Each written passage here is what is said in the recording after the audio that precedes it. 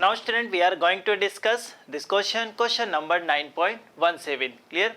In this question it is given to you, number A, figure shows a cross section of a light pipe made of a glass fiber of refractive index 1.68. Clear? So refractive index of the inside material it is given to you, and refractive index of this material, let's suppose this is mu1 and this should be equal to 1.68. Clear? And outer covering of pipe made of a material of refractive index, this is 1.44. So mu2 is given 1.44. Clear? What is the range of angle of incident rays with the axis of pipe for which total reflection takes place inside this pipe? Clear? So now you can say, whenever we are talking about TIR, so TIR is happened when this angle of incidence inside this pipe, it will be more than critical angle. Clear? So first I am going to discuss how can we find this critical angle. Clear? So now you know, if we apply Snell's law at this location. Clear? So I can write it like this. I am writing this side mu, and we can say this is mu1. I can say this is sin IC, and it should be equal to, we can say outside covering having refractive index, this is mu2, and we can say for critical angle we have angle of refraction, this is 90 degree. Clear? So mu1. Clear? Do you know what is value of mu1? Yes, it is given in a question. This is equal to 1.68. So 1.68, this is sin of IC, and it should be equal to 1.44. Clear? So from here we can find value of sin IC, and this should be equal to 1.44 divided by 1.68. Clear? So 1.44 divided by 1.68. So now if you solve it, clear, if you solve it, you will find value of this sin IC, this is 0.85 near about. Clear? So we can say this value we are getting near about, this is 59 degree. Yes or no? Clear? Now you can say, sir, from where we are getting this value, you have to take some approximations. Clear? So approximately you are getting this, definitely you know value of sin 60. Sin 60 is equal to root 3 by 2. If you say root 3, this is 1.73 divided by 2. So this will be equal to 0.86. So exact value we are getting, this is near about 59 degree. Clear? But this is a critical angle. It means whenever angle of incidence we will find at this position, clear, it is greater than IC, definitely I can say TIR will occur. Clear?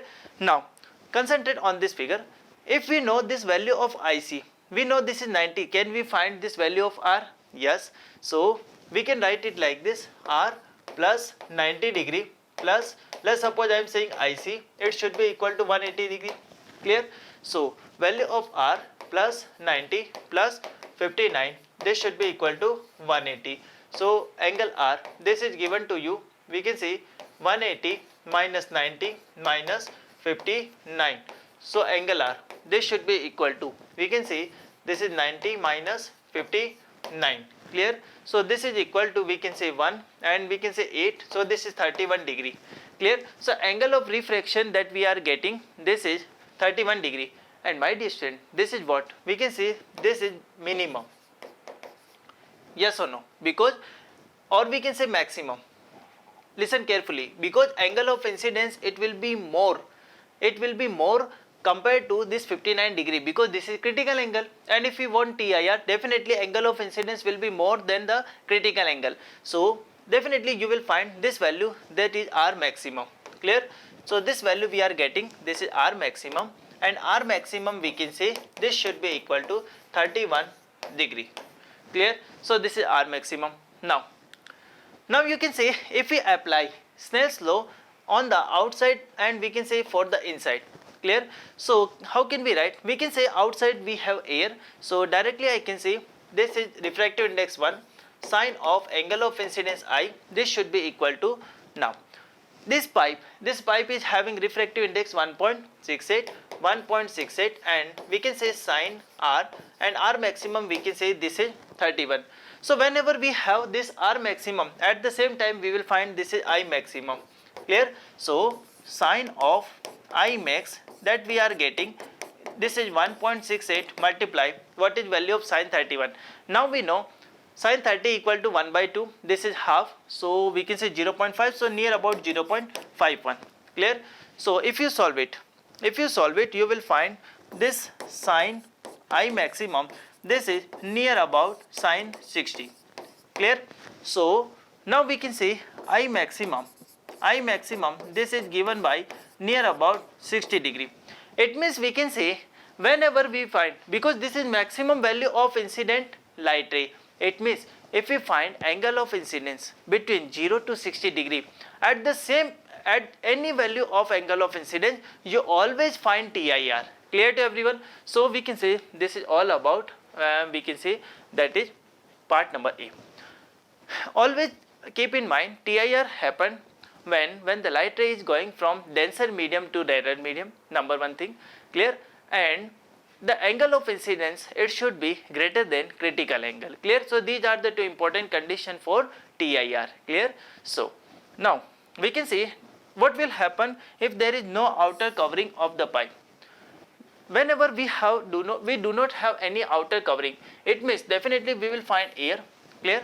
We will find air means we can say this mu value we are getting less, this value we are getting less. So critical angle value, this value we will get, that is what we can say this value will be less. So it means I will getting critical angle less, it means my range decreases, yes or no, my range decrease. Or we can say what will happen is we can say critical angle, because you are getting this less value, it means IC value is less, it means if the angle of incidence value, range of angle of incidence, this increases, clear.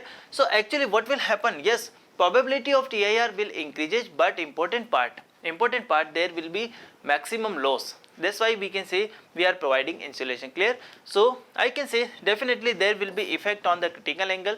Whenever there is effect on the IC, definitely we will find some effect in the R, and definitely I can say range of this I, it will be changes, clear to everyone. So this is all about this question. Now student, we are going to discuss question number 9.18, clear. In this question it is given to you, answer the following questions, clear. So number A, concentrate. You have learned that plane and convex mirror produce virtual images of an object, clear. Again I am saying you have learned that plane and convex mirror always produces virtual images of an object.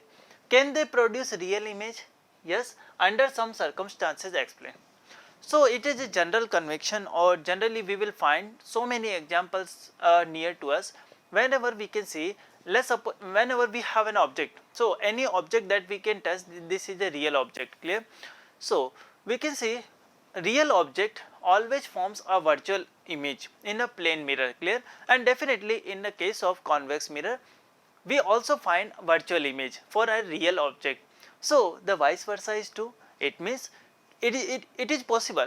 Is it possible to have a virtual object and we have a real image, clear. So definitely this is an interesting one. So let us try to understand how can we get real object, how can get real image by using virtual image, clear. So actually what I am saying to you, again listen carefully. Now we are going to get real image by using virtual object, clear. So now concentrate. If we are talking about plane mirror, so let's suppose this is a plane mirror, clear. This is plane mirror, and now let's suppose we have situation like this. Let's suppose a light ray is coming from this direction like this, and another light ray, it is coming from this direction like this, clear. Now if I extend this light ray, you can say this is principal axis, clear. So if I extend this red light ray like this, let's suppose if I extend this one, clear, and if I extend this one also, clear. Now you can say both meet at a point, but they are actually not meeting, yes or no. What I am saying to you, this is a plane mirror, this one is a plane mirror. So in the case of plane mirror, these are the light rays, it is incidenting on this plane mirror, they are appearing, again I am drawing, they appear to meet at a point, clear.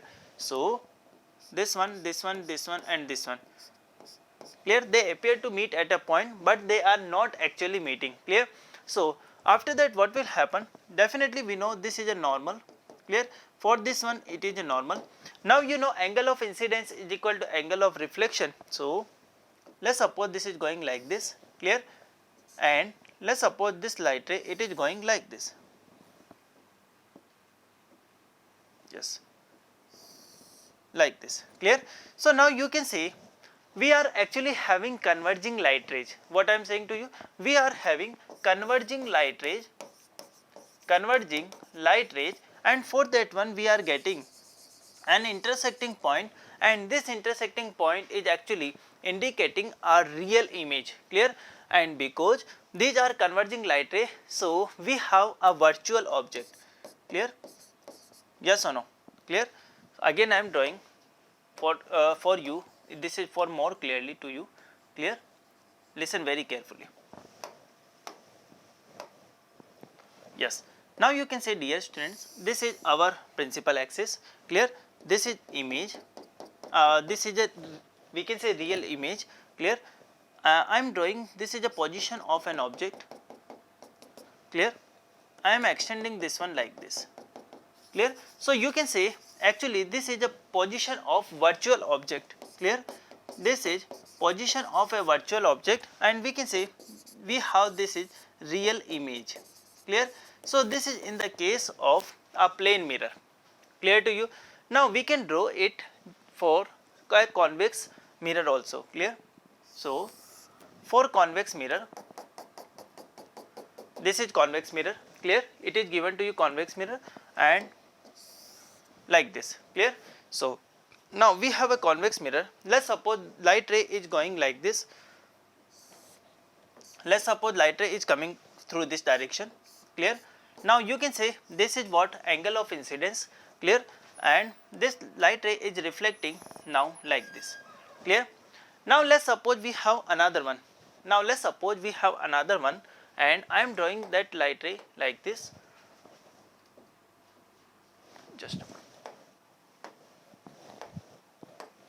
This one, this one, clear.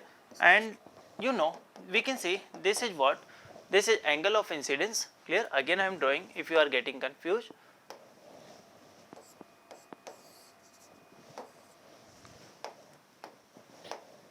Yes. Now listen carefully. Let's suppose if I am drawing like this, let's suppose light ray is coming. This light ray is again we can say converging one, clear. And from here you know this is angle of incidence if we are drawing from normal, clear. And definitely this light ray will move in this direction, clear, this one, clear, yes. So now we can say actually we have converging light rays, and this converging light ray is incidenting on this convex mirror, clear, and we are getting this is an intersecting point, clear. So now you can say clearly, yes, is it possible if we have virtual object, at the time we can get real image, clear, and you can draw these two diagrams, clear to you. So this is all about we can say number A, clear everyone. Now we are going to discuss number B. In this question it is given a virtual image, we always say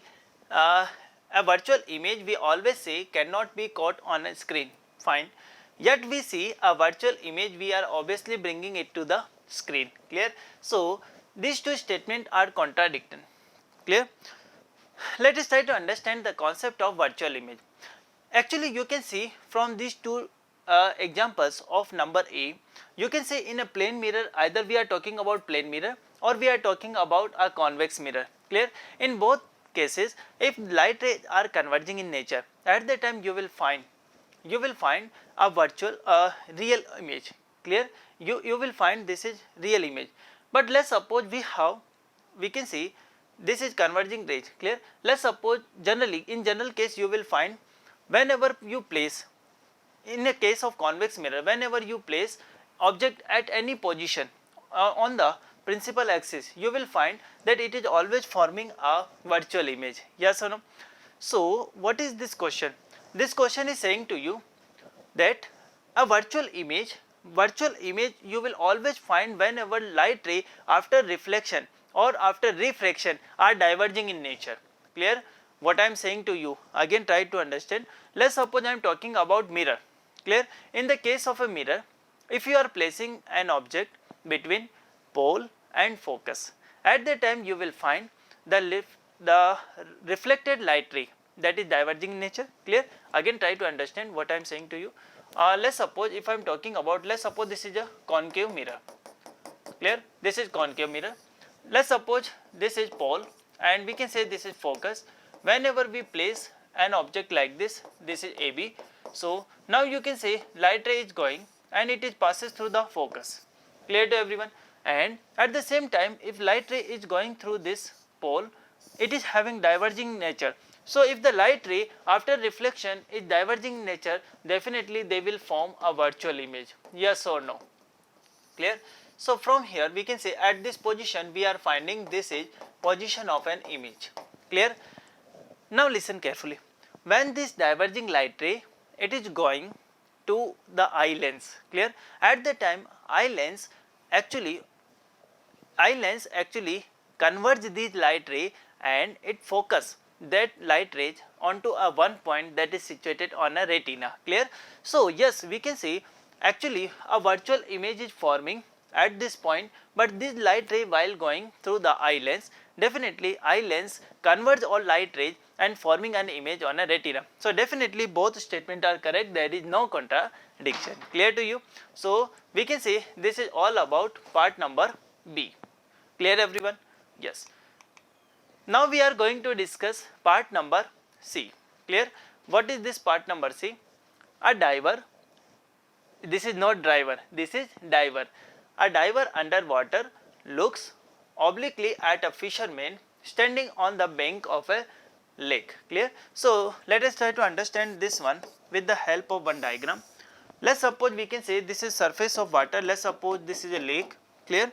And let's suppose we have a diver. Clear? This is a diver. So I am drawing here first, this is normal, this one is normal. Clear? We have a diver. So let's suppose this is a position of a diver, this one. Clear? And it is given a diver underwater looks obliquely. Obliquely means we can say at a certain angle at a fisherman standing on the bank of a lake. Clear? So now let's suppose I am drawing, this is position of a fisherman, this is AB. Clear? Would the fisherman look taller or shorter to the diver than what he actually is? Clear? Let us try to understand what is this situation.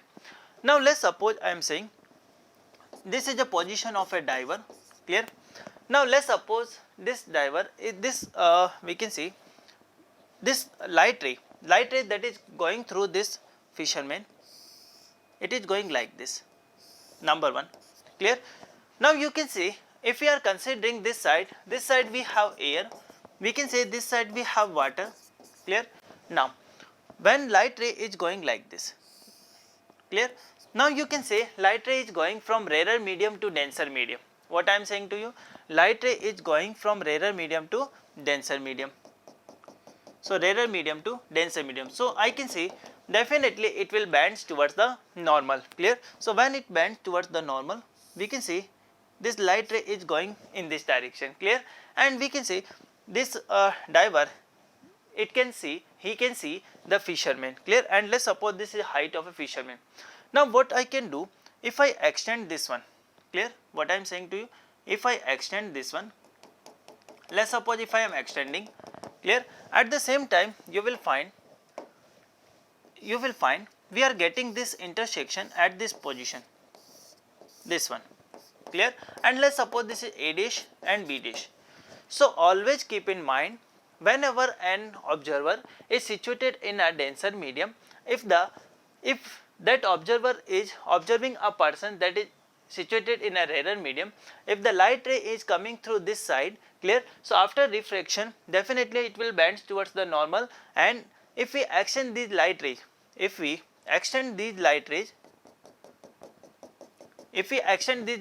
definitely we can say at this point they are intersecting. So definitely I can say to this diver, this fisherman looks a taller one, clear. So definitely I can say fishermen look taller, clear to everyone. So this is all about part number C, clear. Now we are going to discuss part number D. In part number D, it is given to you, does the apparent depth of a tank of water change if view obliquely, clear. So now you can see, let us try to understand what is this statement.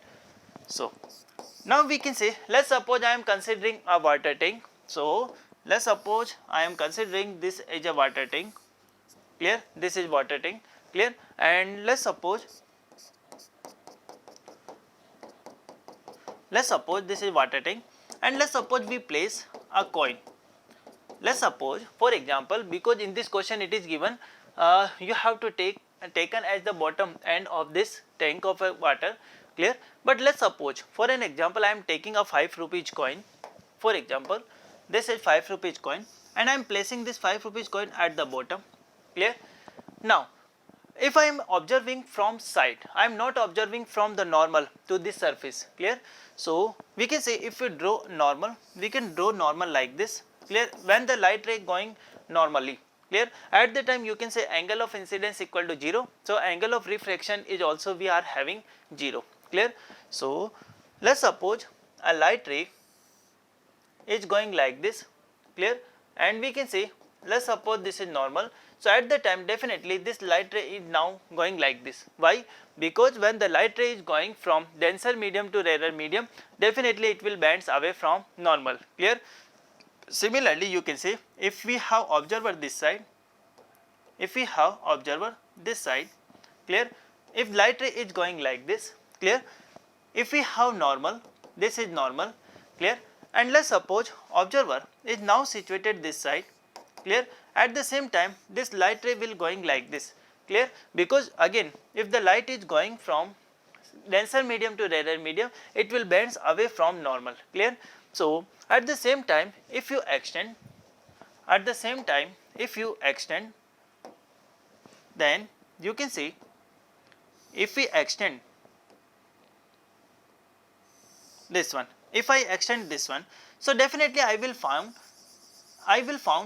it looks like that we are having position of 5 rupees coin at this position, clear.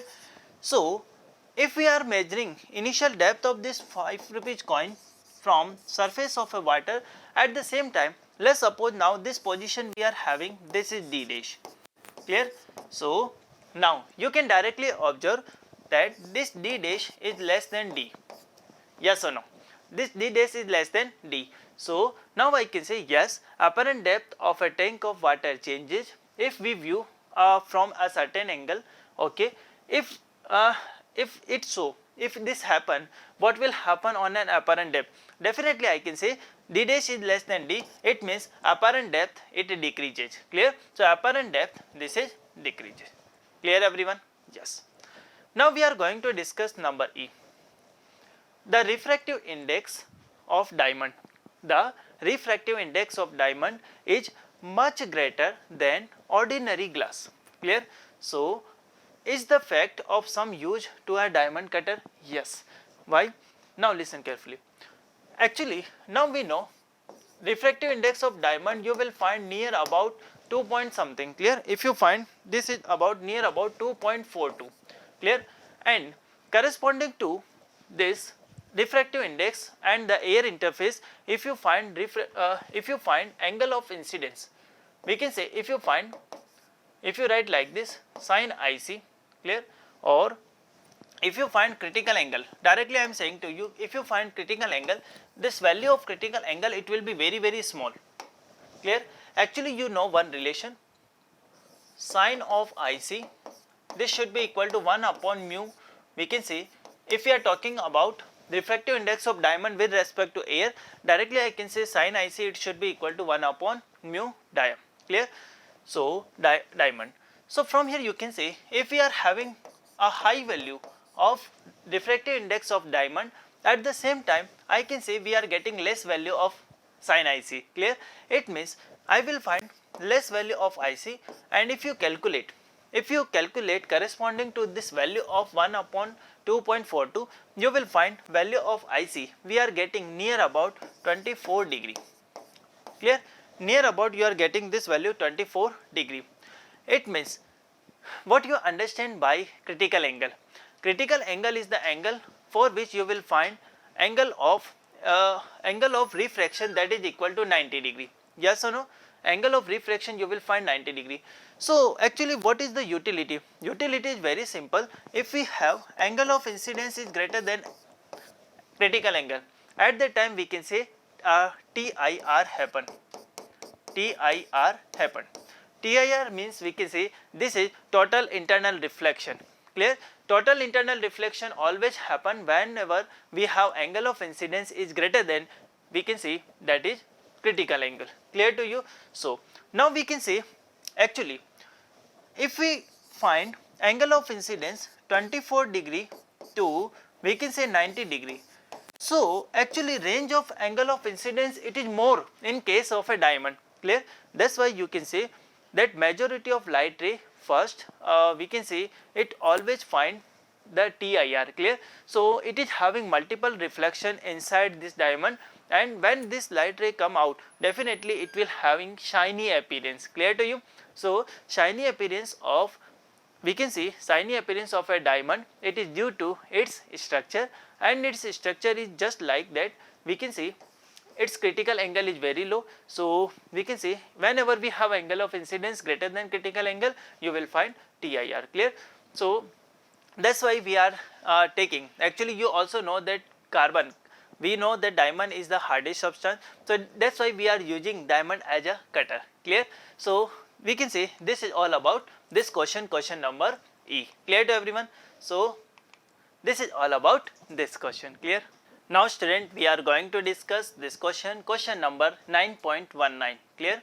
In this question it is given to you the image of a small electric bulb fixed on the wall of a room is to be obtained on the opposite wall 3 meter away by means of a large convex lens. Okay. What is the maximum possible focal length of a lens required for this purpose? Clear? So now concentrate. Let's suppose we have this side. I am drawing here one figure. Let's suppose we have this side, and in this side we have a bulb. Let's suppose in this position we have a bulb. Clear? Let's suppose I am placing a convex lens like this. Clear? And let's suppose we have wall on this side. Clear? In this question it is given to you image of a small electric bulb fixed on the wall of a room. Clear? Again I am saying, listen very carefully. Yes, the image of a small electric bulb fixed on the wall of a room is to be maintained on the opposite wall 3 meter away. So we can say this distance is given to you 3 meter. Clear to everyone? Now you can say, let's suppose this is bulb. So from where we are having light ray is going like this, and it is forming an image on this wall at this location. Clear? At this location. So let's suppose I am assuming distance of this convex lens from this bulb, this is x. So definitely you can say this distance now we have, this is 3 minus x. Clear? Now what is our objective in this question? Our objective in this question is to find maximum possible value of focal length of lens. Now dear student, you will find directly a formula in most of the sources wherever you can search. Clear? But I am telling you that what is the exact procedure to find this maximum frequency. Clear? Now you can say for this convex lens, can we apply lens formula? Yes, we can write like this: 1 by V minus 1 by U, this should be equal to 1 by F. Clear to you? So 1 by V. Now you can say this light ray is at a distance of 3 minus x. Clear? Minus 1 upon U. Now you can say U equal to, this is minus x, and this should be equal to 1 by F. Clear? So if I calculate, I can write like this: 1 by F, this is equal to 1 divided by 3 minus x plus 1 upon x. Clear? So this is equal to, now I can say this is x, 3 minus x. Clear? I am writing x plus 3 minus x. So I can say x and x, this is cancelled out. So value of 1 by f, this we are getting 3 divided by x, and we can say this is 3 minus x, clear. So what value of focal length we are getting? This is 3 minus x and multiplied with x, and it is divided by 3, clear. So if you multiplied it, you can find this is 3x divided by 3 minus x square by 3, clear. So if I write this expression of focal length, we are getting this value, this is x minus x square by 3, x minus x square divided by 3. Now in this question our objective is to find maximum possible focal length, clear. So now you know, if we want to find maximum focal length, it means now we will find maxima and minima, clear. So for that one, for maxima and minima, we have to differentiate this focal length with respect to x, and then we will put it to be 0, clear. So 1 minus this is 2x by 3, clear. So again if you differentiate d2f over dx square, then we can say it should be equal to minus 2 by 3. We are getting this value is less than 0, clear. It means we can say at value of x, we can say if we write 1 minus 2x by 3, this should be equal to 0. So value of x we are getting 3 by 2, clear. So for value of x 3 by 2, we are getting maximum value of frequency, maximum value of focal length, clear. We are getting maximum value of focal length, clear. So now we can say, now we can place all the values. So x equal to we are getting 3 by 2. So definitely this side is also equal to 3 minus 3 by 2, and this should be equal to 3 by 2, yes or no, and 3 by 2 meter, clear. So can we find maximum value of focal length? Yes. Now we can place all values in this expression or directly in this expression. So f, this should be equal to 3 by 2 minus, we can say 3 by 2 whole square divided by 3, clear. So actually this is maximum value. So 3 by 2 minus 1 by 3 into 9 by 4, clear. So from here we are getting this is 3 by 4. So this should be equal to 3 by 2 minus 3 by 4. We are taking LCM, this is 4, clear. So 2 we can say that is 6, and this is equal to 3. So we are getting this value 3 by 4 meter, clear. This is 3 by 4 meter. So directly I can say maximum value of focal length. Maximum value of focal length we are getting 0.75 meter. So this is a correct procedure. You can find maximum focal length by using this expression or by using this concept. Clear to you? So this is all about this question. Now student, we are going to discuss this question number 9.20. Clear? Dear student, this question is very important question because this question is related to lens displacement method, clear. And definitely why this question is important, because this is related to practical physics also, clear. Now we are going to discuss this question. In this question it is given to you, a screen is placed 90 centimeter from an object, okay. So let's suppose if I am drawing, this is a principal axis for example, because we need a lens also. So let's suppose I am drawing a screen is placed at 90 centimeter from an object. So let's suppose we can say this is screen, clear. This is screen and this is placed at 90 centimeter from an object. So let's suppose this is position of an object we have, this is A and we can say this is B, clear. And distance between object and screen is given to you, this is 90 centimeter, clear.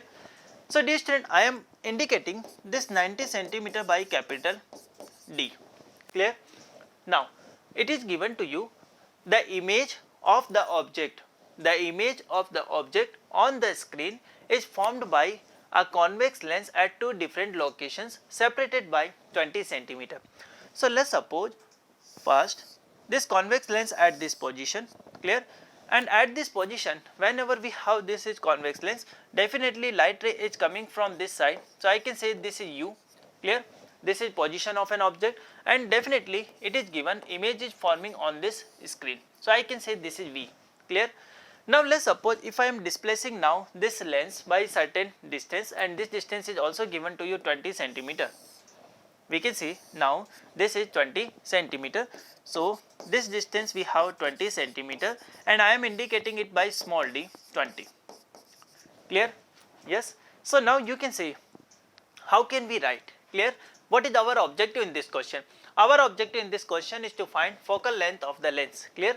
So actually we have only one lens, we do not have two lenses. Clear? Actually we have this one lens, and now we are displacing this lens by certain amount. Clear? So let's suppose I am assuming, let focal length of lens, let focal length of lens we have, this is f. Clear? Now you can observe, if we consider this first position, if we consider position 1. Clear? So if I considering this position number 1 of a lens, I can say u plus v, whatever I assume, this should be equal to 90. Yes or no? Clear? You can see this capital D, this should be equal to u plus v. Clear? How can we find value of this small d? Can we write it like this? V minus u, this should be equal to, we can say 20 centimeter. Yes or no? Clear? You can say. Clear? So first I am writing this, all these expression in a variable form. Let's find direct f formula, and that formula will be definitely very useful for you for your competitive examinations, as well as definitely if you want to find directly answer of focal length of a lens. Clear? Now, so you can say, we can write it like this, u plus v, this should be equal to capital D, and v minus u, I am saying this is small d. Clear? So let's suppose I am saying this is equation number 1 and 2. Clear? If we are adding 1 plus 2, if we are adding two equations 1 and 2, directly you can say we are having 2v, and this should be equal to d plus capital D plus small d. Clear? So value of v, we are having capital D plus small d, this is divided by 2. Clear to you? Yes. Now if we are saying, let's suppose if I am subtracting 1 minus 2. Clear? At that time you can say, we can write it like this, u plus v minus v plus u. Clear? And it should be equal to d minus small d. Clear? So v and v, this is cancelled out. Clear? So now I can say 2u. Clear? 2u, this should be equal to d minus small d. Clear? So from here we can write it like this, u equal to d minus capital D minus small d by 2. Clear? So if I apply lens formula for lens number 1. Clear? So I am applying it like this, 1 minus u minus 1 by u, this should be equal to 1 by f. Clear? So 1 upon v, v is given to you 1 upon d plus d divide by 2. Now always take care of sign convention, because v is forming in the direction of light ray. Definitely light ray is coming from left to right direction, and we are also measuring v in the left to right direction. So this is positive. Clear? Minus 1 upon. Now value of u we have capital D minus d by 2. So capital D minus d by 2. Clear? And we will take it negative. Why? Because you are measuring this distance u from right to left, or you can say you are measuring this distance from this optical center towards left. Clear? So I am saying now this becomes plus. Clear? And this should be equal to 1 by f. Clear? So now I can say, I can write it like this, 2 divided by capital D plus d plus 2 divided by capital D minus d, and it should be equal to 1 by f. Clear? So if I am taking d square minus small d square, so at the time I can say this is 2 times d minus d plus, I can say this is 2 times d plus d, and it should be equal to 1 by f. Clear? So finally I can write it like this, 2 times capital D plus 2 times capital D, 4 times capital D, and this one is cancelled out. So final expression we are getting 4d, this is d square minus small d square, this should be equal to 1 by f. Clear? So from here you can directly find value of f, and this is equal to capital D square minus small d square divided by 4 times of capital D. Clear to you? Now you can place all the values that is given to you in this question. So now I am saying value of f, it is given by capital D. Capital D we have 90 centimeter. So we can say this is 90 square minus what is value of small d? Small d value we have, this is 20 centimeter. So this is 20 square divided by, clear? We have 4 capital D, clear? So 4 times and capital D we have, this is 90 centimeter, clear? So I can write it like this, 90 minus 20, this is 90 plus 20, clear? And it is divided by 4 multiply 90, clear? So if you solve it, you can find your answer, this is 70, we can say this is 1104 multiply, this one is 90. This one and this one cancelled out. So from here we can say we are getting 770 divided by 36. Yes or no? 770 divided by 36. Clear? So if you solve it, you can say 36 multiplied 2, we have 72. So near about we are getting this value 21. Clear? So 21.38 centimeter we are getting. Clear? So this is answer of this question. So what was our objective? Objective is to find focal length of a lens, and focal length of lens it is given by, that is 21.38 centimeter. Clear to everyone? So again I am saying very important question and very good question. Clear? So this is all about this question. Now dear student, we are going to discuss this question number 9.21. Clear? And in this question it is given to you, number A part, determine the effective focal length of the combination of the two lenses in exercise 9.10, okay, if they are placed 8 centimeter apart with their principal axis coincident. Does the answer depend on which side of a combination a beam of parallel light is incident? Is the notion of effective focal length of this system is useful at all? Clear? So first of all, let us try to understand this question. In this question it is given to you, we have to utilize question from exercise 9.10. Clear to you? So now you can see, first of all I am discussing about part number A. Clear? After that we will discuss about part number B. Clear? So now first we utilize data that is given in exercise 9.10, and now you can see in 9.10, this is 9.10 question. In this question it is given to you, we have two lenses. Number one, convex lens having focal length 30 centimeter. So I am writing this data here. So convex lens, clear, and focal length of convex lens is given to you 30 centimeter. So f, this should be equal to 30 centimeter. Let's suppose I am saying this is f1, clear. And one more thing is given, we have a concave lens and focal length is given to you 20 centimeter. So this is concave lens having focal length, this is 20 centimeter. Clear to you? Now we have to first find, thus the answer depends on which side of combination a parallel beam of light is incident. Clear? So let's suppose we are taking two cases here, case number 1 and case number 2. In case number 1 I am taking first light ray is incident on a convex lens. Clear? And in the second case I will consider parallel light ray is incidenting on a concave lens. Clear? So now concentrate. In case number 1, first I am assuming situation is to be like this. First I am drawing this diagram. So let's suppose this is a convex lens. Clear? Let's suppose this is having principal axis, and let's suppose this is a concave lens. Let's suppose this is concave lens. Clear? Concave lens. Clear? Okay. Distance between convex and concave lens is given to you 8 centimeter. Yes. So this distance is given to you 8 centimeter. Clear to everyone? Yes. Focal length is also given to you. So we can write focal length here. Focal length of convex lens, this is 30 centimeter. So f1, this is 30 centimeter, and f2 is given to you, this is 20 centimeter. Clear? So in case number 1 I am assuming parallel light ray is incidenting on this convex lens. Clear? So let's suppose this light ray is going like this. These are the parallel light ray and it is incident on a convex lens. Clear? So first of all we will apply lens formula. Clear?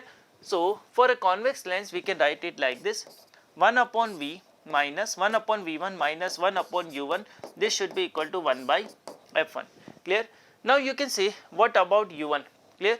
In this case 1 upon V1 minus 1 upon, this is minus infinity, because light ray is coming parallel, it means object is situated at infinity. Clear? And what about F1?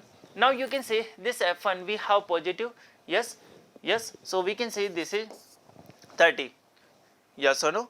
Clear? So from here you can say we are getting this value of V1 equal to, this is 30 centimeter. Clear to everyone? It means what is position of an image we are getting? This distance we have 8 centimeter. So from here I can say light ray is going like this is going like this. Clear? And actually you can see we are getting an imaginary object, we can say we are getting a virtual object for this concave lens. What I am saying to you, this is actual position of an image for the lens number 1, or you can say for a convex lens. Clear? And this distance you know, this is 30 centimeter. So from here we can say this is 22 centimeter. Yes or no? This 30 centimeter is a distance from this convex lens, and whenever we are talking about this distance, so we have to subtract 8 from 30 centimeter. Clear? So this is 22 centimeter.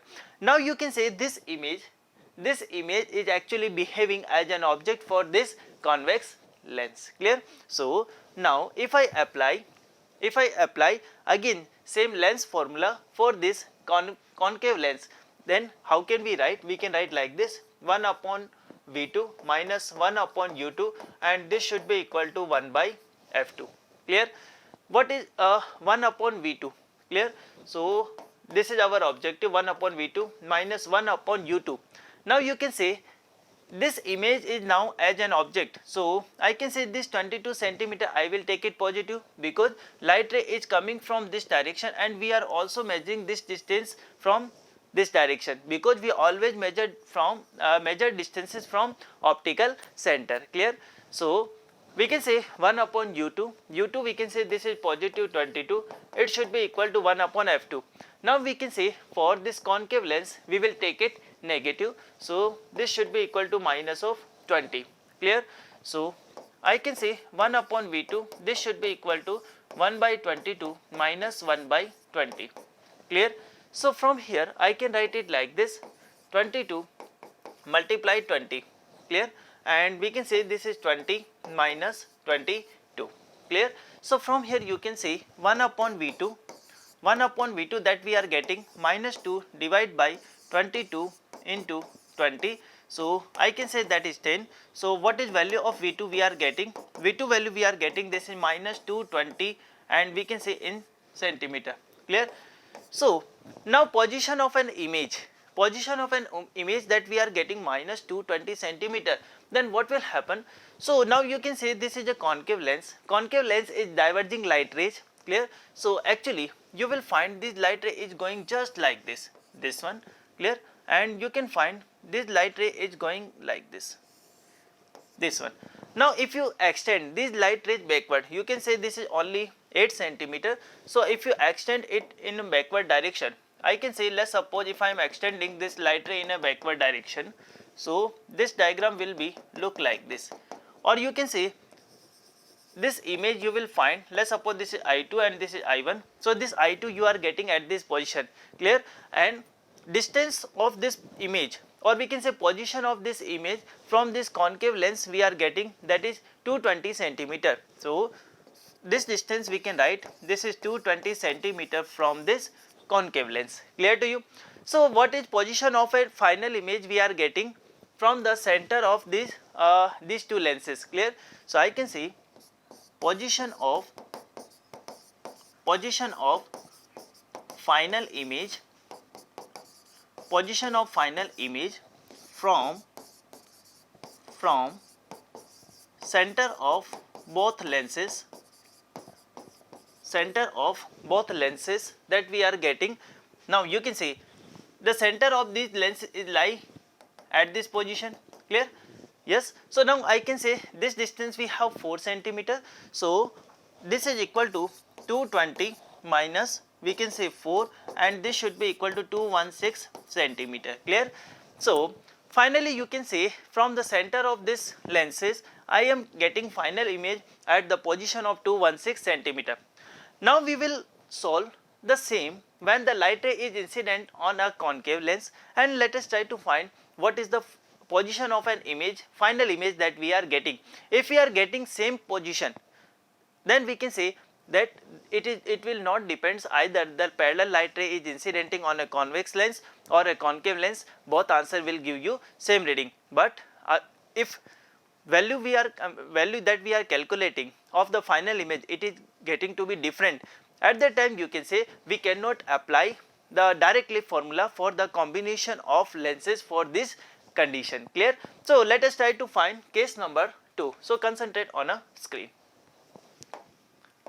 Now if I am talking about case number 2, and in case number 2 I am saying, let's suppose we have this is concave lens, let's suppose this is concave lens, clear? And let's suppose this is principal axis, we have this is convex lens, clear? Now you know, let's suppose now I am saying this is f1, focal length is given to you minus 20 centimeter, and for this convex lens now we have this is plus 30 centimeter. Now in this case I am assuming light ray is incidenting parallel to this principal axis and on the left side of this concave lens, clear? So if I apply lens formula 1 upon V1 minus 1 upon U1, this should be equal to 1 by f1, clear? So now I can say what is value of U1, definitely this is infinity. So 1 upon V1 minus 1 upon minus infinity, this should be equal to 1 upon, clear? It is given to you f1, f1 we have minus 20. So I am getting V1 value, this should be equal to minus 20 centimeter, clear? Distance between these two cases or these two lenses, it is given to you 8 centimeter.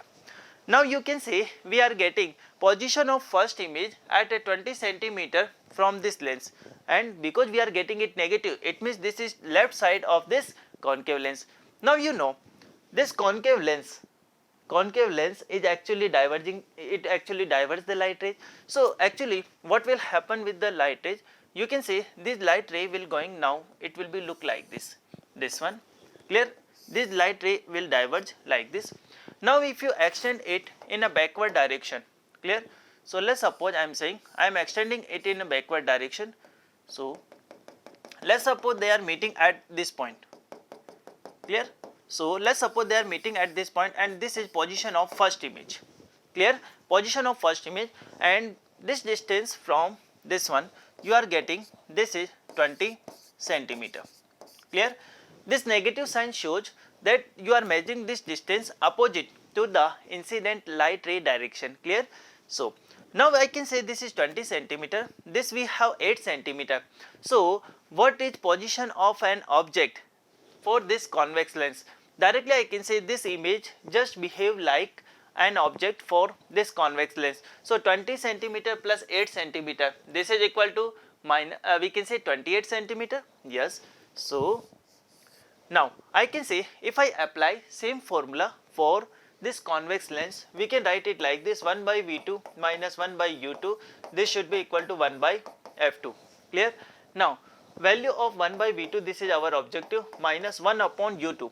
Now you can say 20 centimeter and 8 centimeter, and this is to be left side of this convex lens. So I will take it minus 28, clear? And it should be equal to 1 upon F2, clear? F2 value we are getting, this is positive, so that is 30, clear? So now I can write it like this, 1 by V2 plus 1 by 28, this should be equal to 1 by 30, clear everyone? So now I can write value of 1 by V2, 1 by 30 minus 1 by 28, clear? So from here you can say I can write it like this, 30 into 28 we are taking LCM, so 28 minus 30, clear. So 1 by V2, that we are getting minus 2 divided by 30 into 28. You can say this is 14, clear. So what value of V2 we are getting? V2 we are getting this is minus of 14 into I can say 30. Yes or no? Or you can say this we are getting minus 420 centimeter, clear. Now what will happen?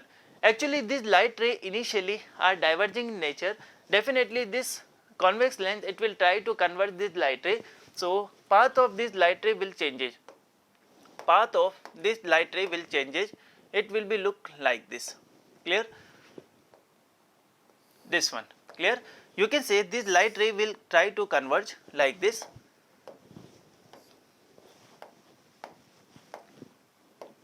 Now it will be look just like this, clear.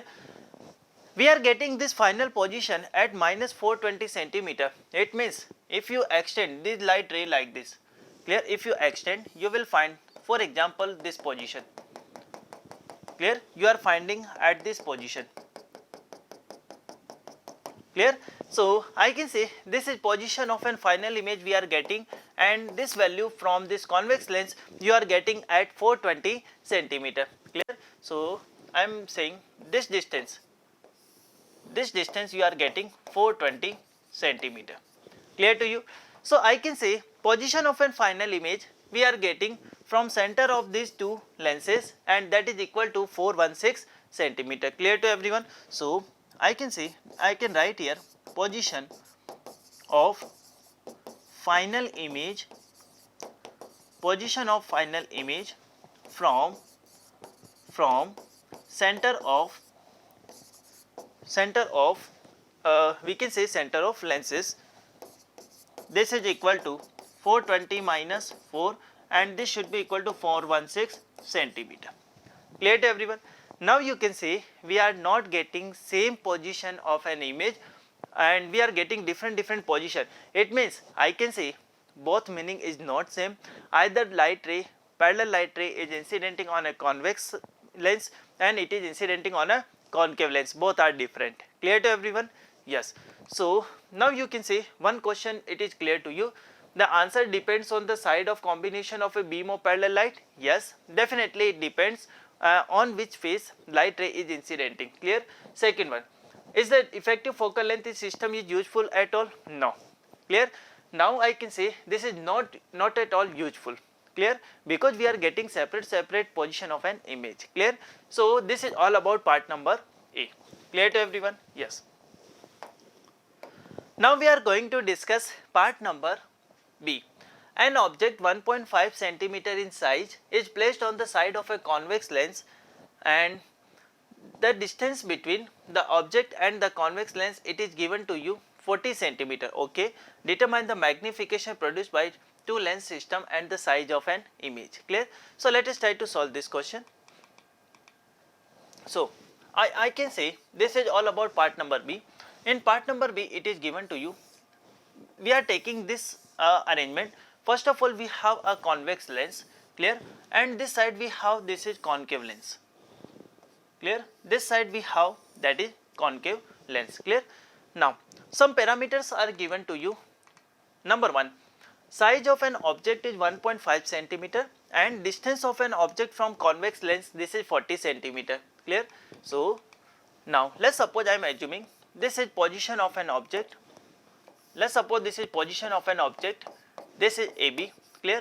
Light ray is actually going from this side. Height of image, height of object, it is given 1.5 centimeter, clear, it is given to you, clear. Now focal length, we know focal length of this convex lens we have 30 centimeter, and for this concave lens I will take it minus 20 centimeter. Now what is our objective? Our objective is very clear, to determine number 1, magnification produced by the two lens system. Second, what is size of image, clear. So now concentrate. Now you can see, if we want to find magnification, it means definitely we need magnification of for a lens, it is given by V by U. So actually you can say you will find the magnification, final magnification M, this should be equal to M1 and multiplied with M2. Yes or no? We can say this is 1 and this is 2. So first of all we will find magnification that is produced by convex lens. Clear? How can we find? So for that one value is given to you u, this is equal to 40 centimeter. Can we find value of V1? Yes, yes. It is given in this question, we are placing at a position, this is 40 centimeter. Clear? Yes. So now can we calculate value of we can say V1? Yes, 1 upon V1 minus 1 upon U1, this should be equal to 1 by F1. Clear?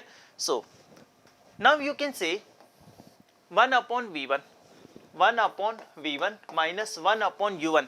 U1 is given to you, yes, this is equal to minus 40 and this should be equal to 1 upon F1. F1 is given to you 1 by 30. Clear?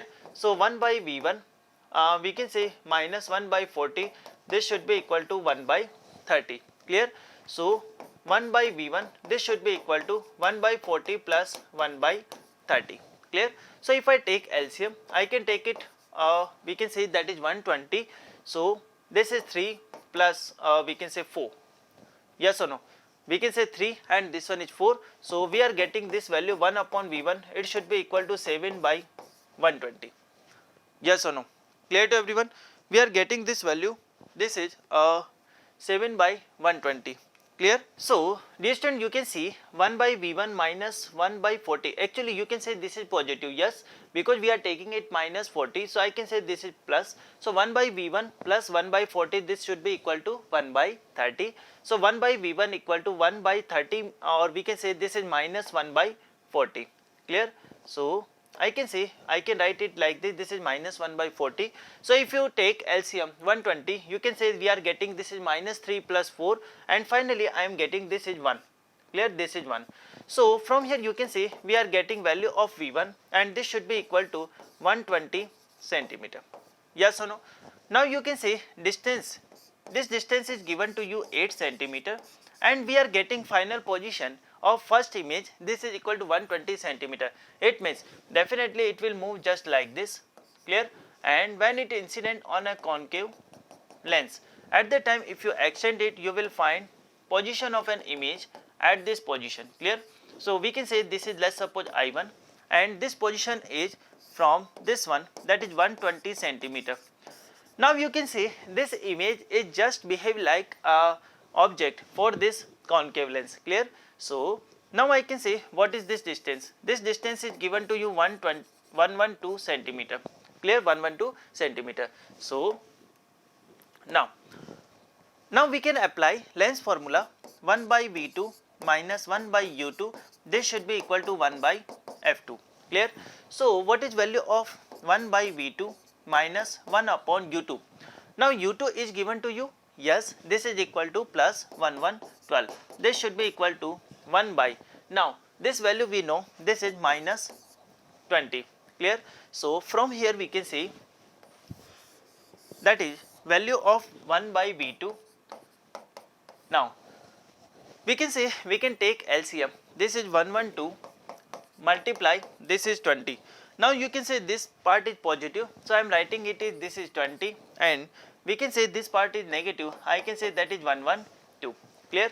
So from here we are getting 1 by V2, this should be equal to 112 into 20 and we can say that is 2 and 9 and this is minus. Clear?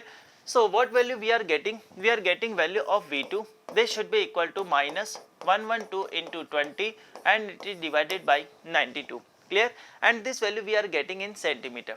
So actually this is final position, this is final position of an we can say that is image. Clear?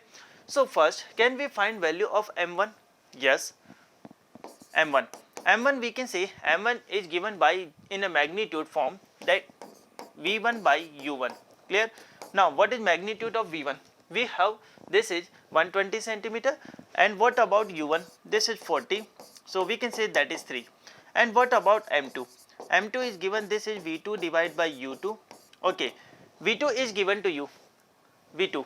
We can say this is 112 into 20 divided by 92 multiply. What about U2?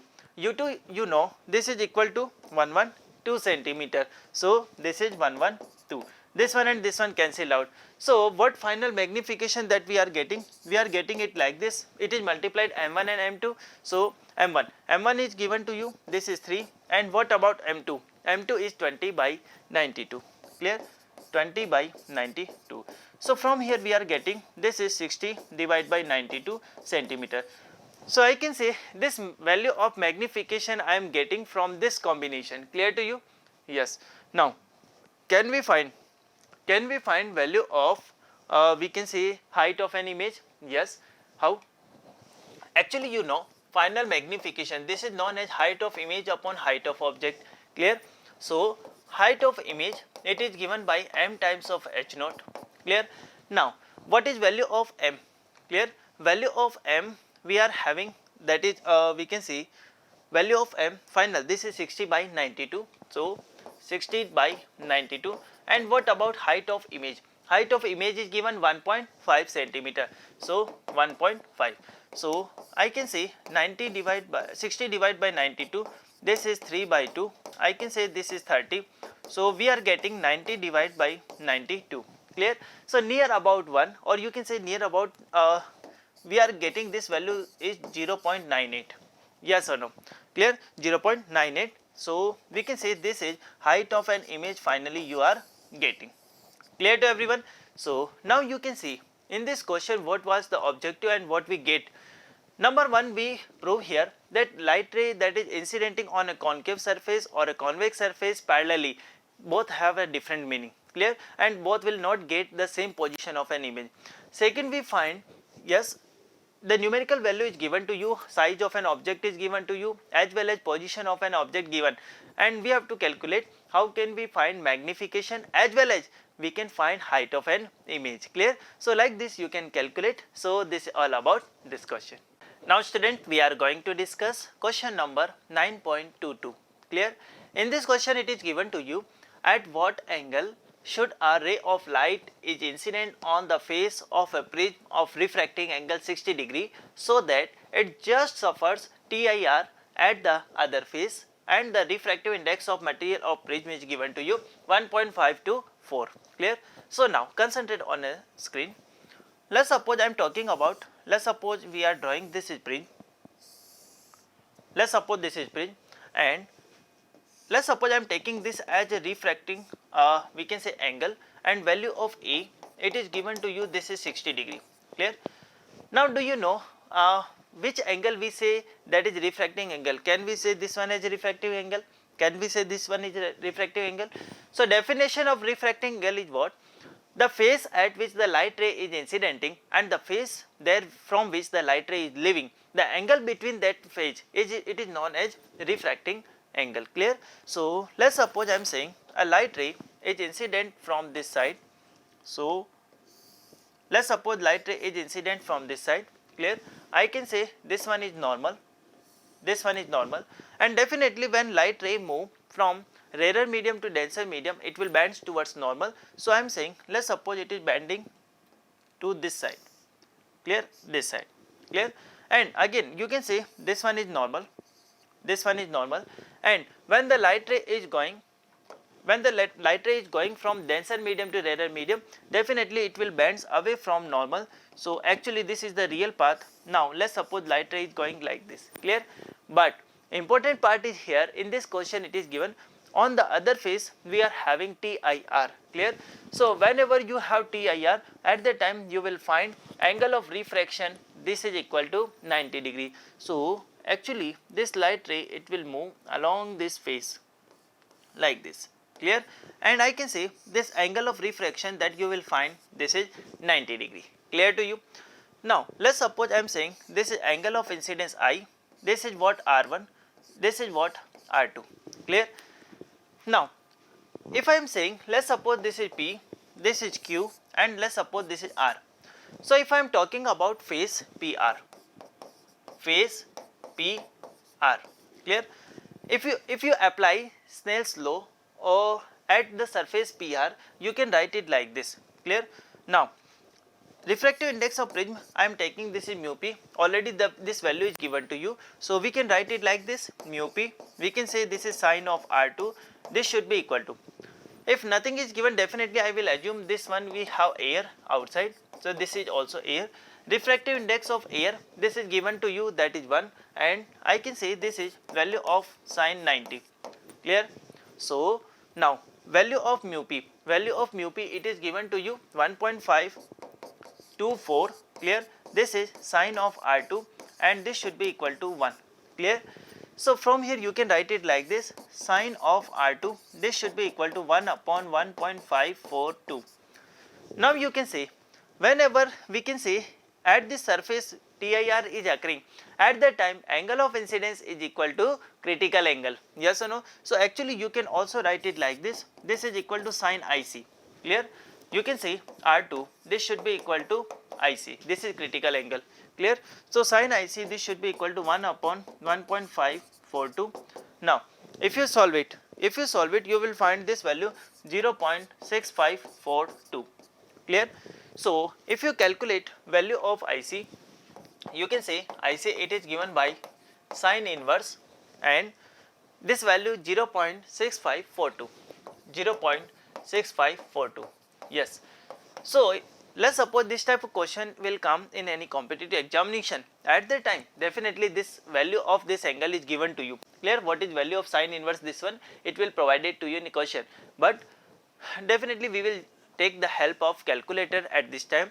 So value of IC, you can say either you can take it near about value or you can use calculator, clear. So I am getting this value, it is equal to 41 degree, clear, near about 41 degree. So critical angle that we are getting 41 degree, clear. Now you know from the calculation of a prism, if you do some calculation you will find there is a relation between angle of prism and R1 and R2, clear. So we know very well, definitely you know very well, R1 plus R2, this should be equal to capital A, clear. So now I can say R1 plus R2 is equal to critical angle and this should be equal to 60 degree, clear to everyone. So now I can say R1 plus this is equal to 41 degree and this should be equal to 60 degree. So value of R1, this is given by 60 degree minus 41 degree, clear, and this should be equal to 19 degree, clear. Now what is our objective in this question? Our objective is to find angle of incident, means I, clear. So now I will apply Snell's law at the surface PQ, clear. So at surface PQ, if I apply Snell's law, I can write it like this. This side we have air, so refractive index is 1, so this is equal to 1 and that is sine I, this should be equal to refractive index of prism and we can say this is sine of R1, clear. So can we find value of angle of incidence? Yes, this is sine I, it is equal to 1.542, clear. This is angle of, we can say this is refractive index, and what is value of sine R1? R1 we have 19 degree, so this is sine 90, clear. So from here we can say, we can write it like this, 1.542 multiply, what is value of sine 90? Sine 90 value we are getting, this is 0 point, clear, 0 point, and we can say this is 3256, clear. Now if you multiply you will get some near about values, clear, and this near about values I am getting, this is 0.95 for 0.495. So near about you can say this is near about 0.5, 0.5 means this angle of incidence we are getting, it is equal to sine 30, clear. So near about I can say this is equal to 30, so this is equal to sine 30, clear. So angle of incidence we are getting in this question, this is near about 30 degree, means now what you can conclude from this question, if light ray is incident at an angle 30 degree from this normal, at that time you can say that emerging light ray, it will suffer TIR, means we can say it will actually grazage along the surface like this, and finally it means we need, if you incident this light ray more than this angle of incidence, definitely it will suffer TIR. TIR means this light ray, it actually move along this path, it will not come outside from the prism. If angle of incidence is greater than, we can say that is this one. Clear? This is equal to 30 degree. Clear to everyone? So this is all about this question. Now student, we are going to discuss question number 9.23. Clear? In this question it is given to you a card sheet divided into square, each of size 1 mm square is being viewed at a distance of 9 cm through a magnifying glass, a converging lens of focal length 9 cm held close to the eyes. Clear? So let us try to understand. Let's suppose I am taking this sheet. Clear? Let's suppose I am taking this sheet and let's suppose I am dividing it into, let's suppose 4 parts, and we can say area of each part, it is given to you 1 mm square. Clear? So area is given to you 1 mm square. Yes.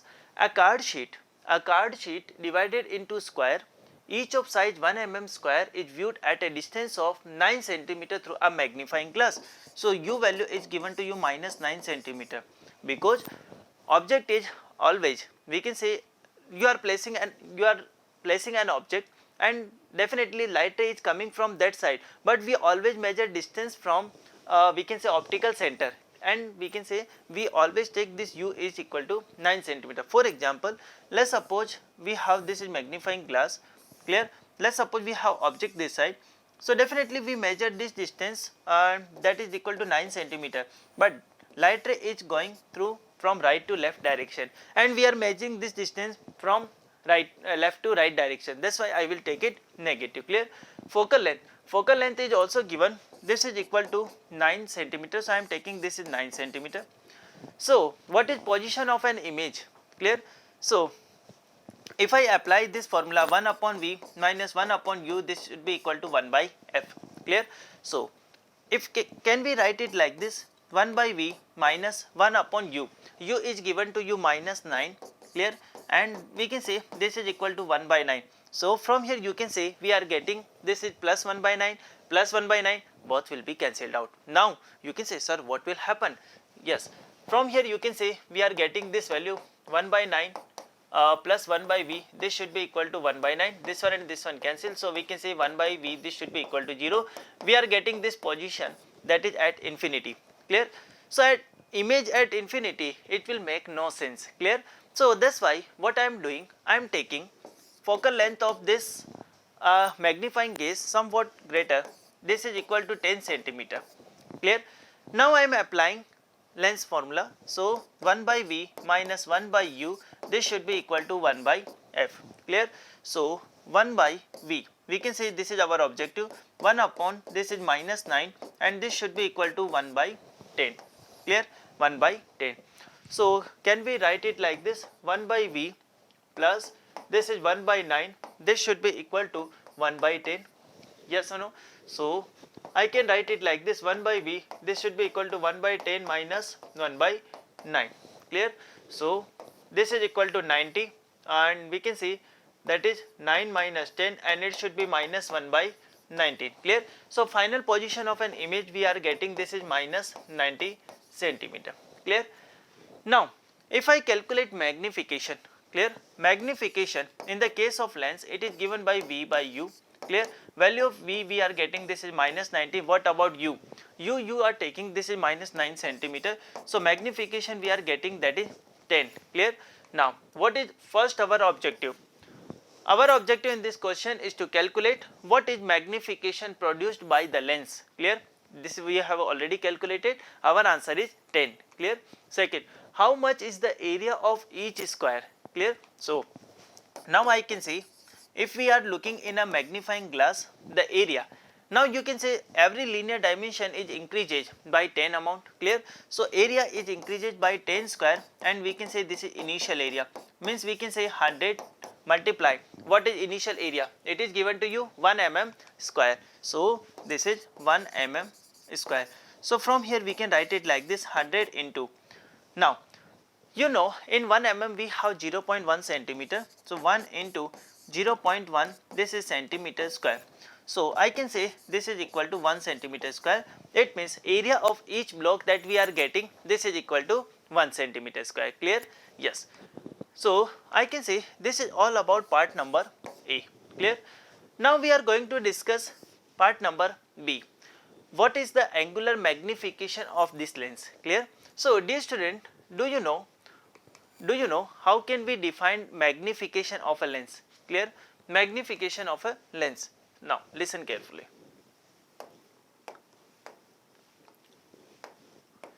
Now if I discuss part number B, we can say angular magnification. Angular magnification. Angular magnification, we can say, actually if you derive the formula from the simple microscope, definitely you know this should be equal to d by ue, clear.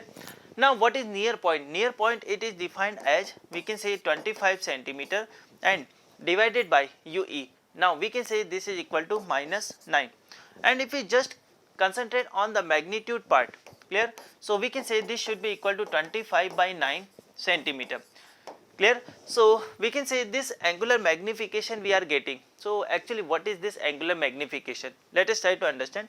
Unless suppose we have this is lens, let's suppose a light ray is coming from this side, clear. Definitely it is making an angle alpha, clear.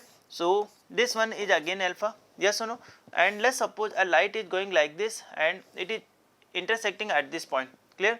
So now you can say, you can find this height of an image, clear. So angular magnification we can say it is defined as an angle that is made by the object, clear, at the optical center, clear. And actually it is defined as a ratio of we can say object to ratio of angle of an image divided by angle of an object, clear. So you can understand it. So this is all about part number B, clear. Now what is part number C? Part number C is saying, is the magnification in A, this is equal to magnifying power. So this student, always keep in mind there is a difference between magnification and magnifying power. Magnifying power indicate actually the angle that is increases, the angular angle, we can say the angle that is increases, but magnification actually relates height of image over height of object. So actually both are a different thing. Now you can say in this question, we can say magnification and magnifying power both are not same, yes. Now if they are not same, is there any condition in which we can find both as same? Now you can say, if you concentrate on expression, we are getting this is 25 by 9 centimeter, and in this side you can say we are getting 90 by 9.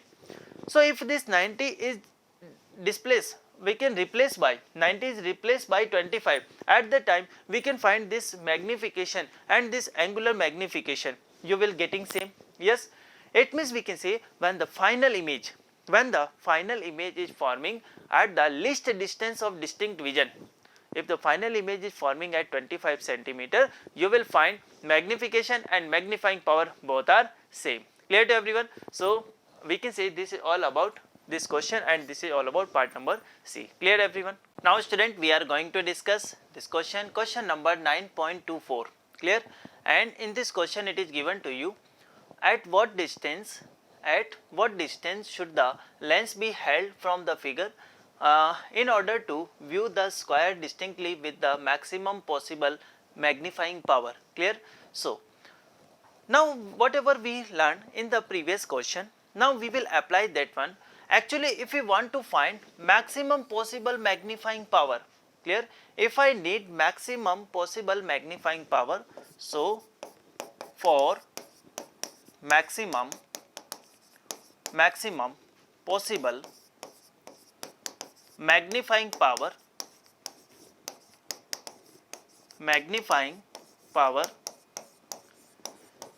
what is the important condition? The final image, it should be formed at, we can say, least distance of distinct vision, or we can say at the near point, or we can say at 25 centimeter. Means final image that we are getting, this should be minus 25 centimeter. Clear to you? Yes. Now we can see at that time we have to find what is magnification. Now you know from the previous question, focal length we are taking, this is 10 centimeter, clear. So if I apply lens formula, we can see 1 by V minus 1 by U, and this should be equal to 1 by F. this formula is applicable for thin lens only, and in our syllabus maximum that we will learn about this is thin lens, clear. So 1 upon V, we can say this is 1 upon 25 minus 1 upon U. U is given? No, and we can say this is minus U, this is our objective, and 1 upon F. F we are getting, that is equal to 10, clear. So now I can say 1 upon U, this should be given minus 1 by 25, clear, and we can say minus 1 by 10, clear. So 1 upon U, this is equal to, we can say this is 50, I can say minus 2 minus this is 5, clear. So value of U we are getting, this is minus 50 by 7 centimeter, clear. Yes. So actually if we want to find maximum possible magnifying power, definitely we have to place position of an object, or we have to place object at this position, clear to you? Yes. Actually first let us try to understand what is the meaning of this maximum power. So let's suppose we have this is lens, objective lens, clear. Let's suppose this we have an object and we are actually bringing this object near to this lens. At that time let's suppose this is position of an object, we can say this is height of an object, and we can say this distance is given to you d, clear, and this angle we are getting alpha. So value of tan alpha, this should be equal to h naught divided by d, clear. Value of tan alpha we are getting, this is equal to h naught by d, clear. So now we can say actually because this alpha is very small, clear. So for we can say if the light ray is coming from a large distance, this alpha is very small, so we can say this alpha, it is given to you h naught by b, clear. So actually this value always remain fixed, clear. Now let's suppose if we are utilizing we can say, let's suppose we are utilizing again we can say microscope. At the time what we are doing, actually we are bringing this object again very close to this lens, and we can say now we are bringing this object between optical center and the focus. At that time you will find object is having this much of height, but image will extend, clear, because as you bring this object very near to this one, I can say angular magnification increases. Let's suppose if I am talking about this is a position of an image, this is initial position AB, and let's suppose this is A dash B dash, clear. Although height is same, but you can say if we are talking about this angular magnification beta, this is increases, clear. So angular magnification actually defined as beta by alpha, clear, beta by alpha. Now if you extend it like this, and you can say if you meet it, so at that time you will find a, we can say a larger image, yes or no. So that's why this is very popular in the case of microscope. So beta by alpha, this is known as angular magnification, angular magnification. Now what is our objective? Our objective is what? We find here value of u, this is 50 by 7 minus 50 by 7. Now what is magnification in this case, clear. So number V, magnification in magnitude wise we can say this is V by U, clear, or you can also write it like this. In the case of lens, this is this one. Now value of V, we are taking this is equal to minus 25 and divide by what is value of U, this is equal to minus 50 by 7, clear. So we can say this is equal to 2, and we are getting this is 7 by 2, and this should be equal to 3.5. Now we can find is the magnification equal to the magnifying power in this case. So let us try to understand. I can say angular magnification, if you go with the derivation, definitely you will find this relation, and that is equal to d by ue, clear. Now d, definitely we know this is equal to 25 centimeter, and what about ue, clear. U is given to you, this is minus 50 by 7, clear, and we can say this is again, this is also negative, clear. So we can say this is equal to 7 divided by 2, and this should be equal to 3.5, clear. Now you can say in this case, whenever we are getting position of an image at a distance 25 centimeter or at a near point, you will always find magnification, this is equal to angular magnification. Although both are having different term, but both will give same value, same reading at the position d equal to 25 centimeter, clear. So now we can say this is all about this question, clear to everyone. Now student, we are going to discuss this question number 9.25. In this question it is given to you, what should be the distance between the object in exercise that you already learned 9.24, and the magnifying glass if the virtual image of each square in figure is to have an area of 6.25 mm square. Clear? So now we can say area is given to you after magnification. This is 6.25, this is mm square. Clear to you? This is mm square. Now actual में actually if we talk about in actually initial area of a square sheet, that you know it is given to you 1 mm square. So can we find magnification in area? Yes, we can find magnification in area. Clear? So magnification in area, it is given to you, this is 6.25, this is already given, and we know this is 1, so this should be equal to 6.25. Clear? Now can we find linear magnification? Yes, linear magnification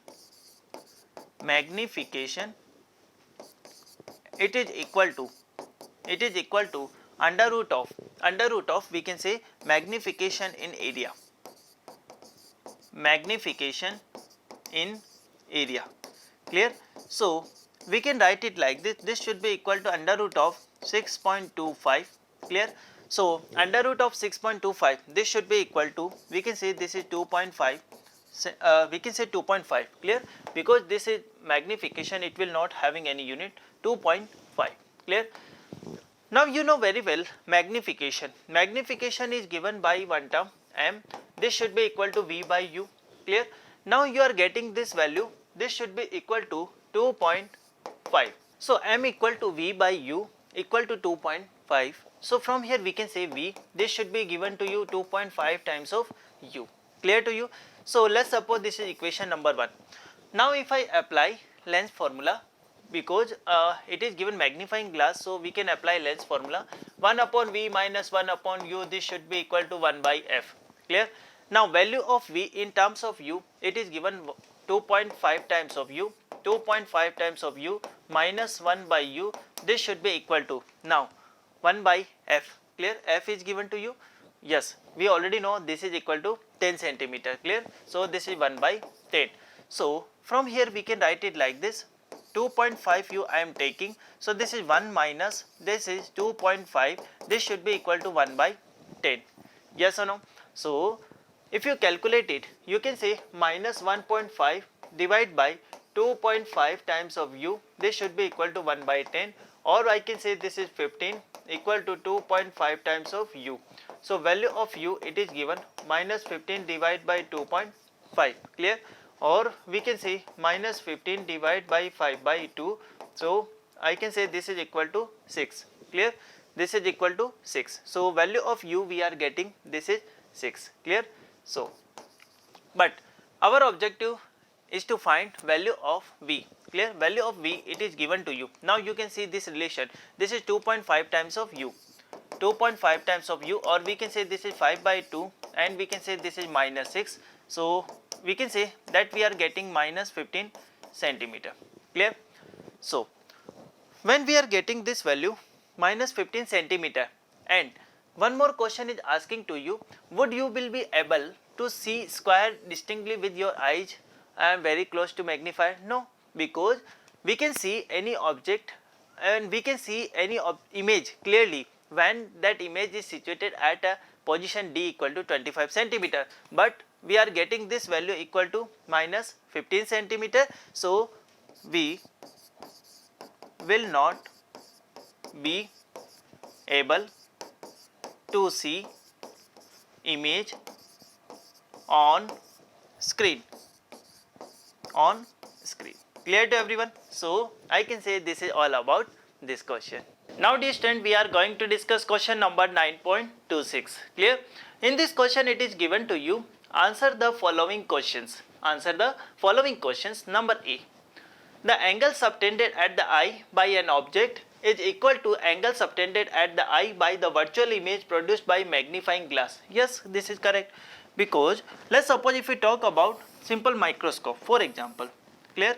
And let's suppose I am saying this is position of an object AB. Clear?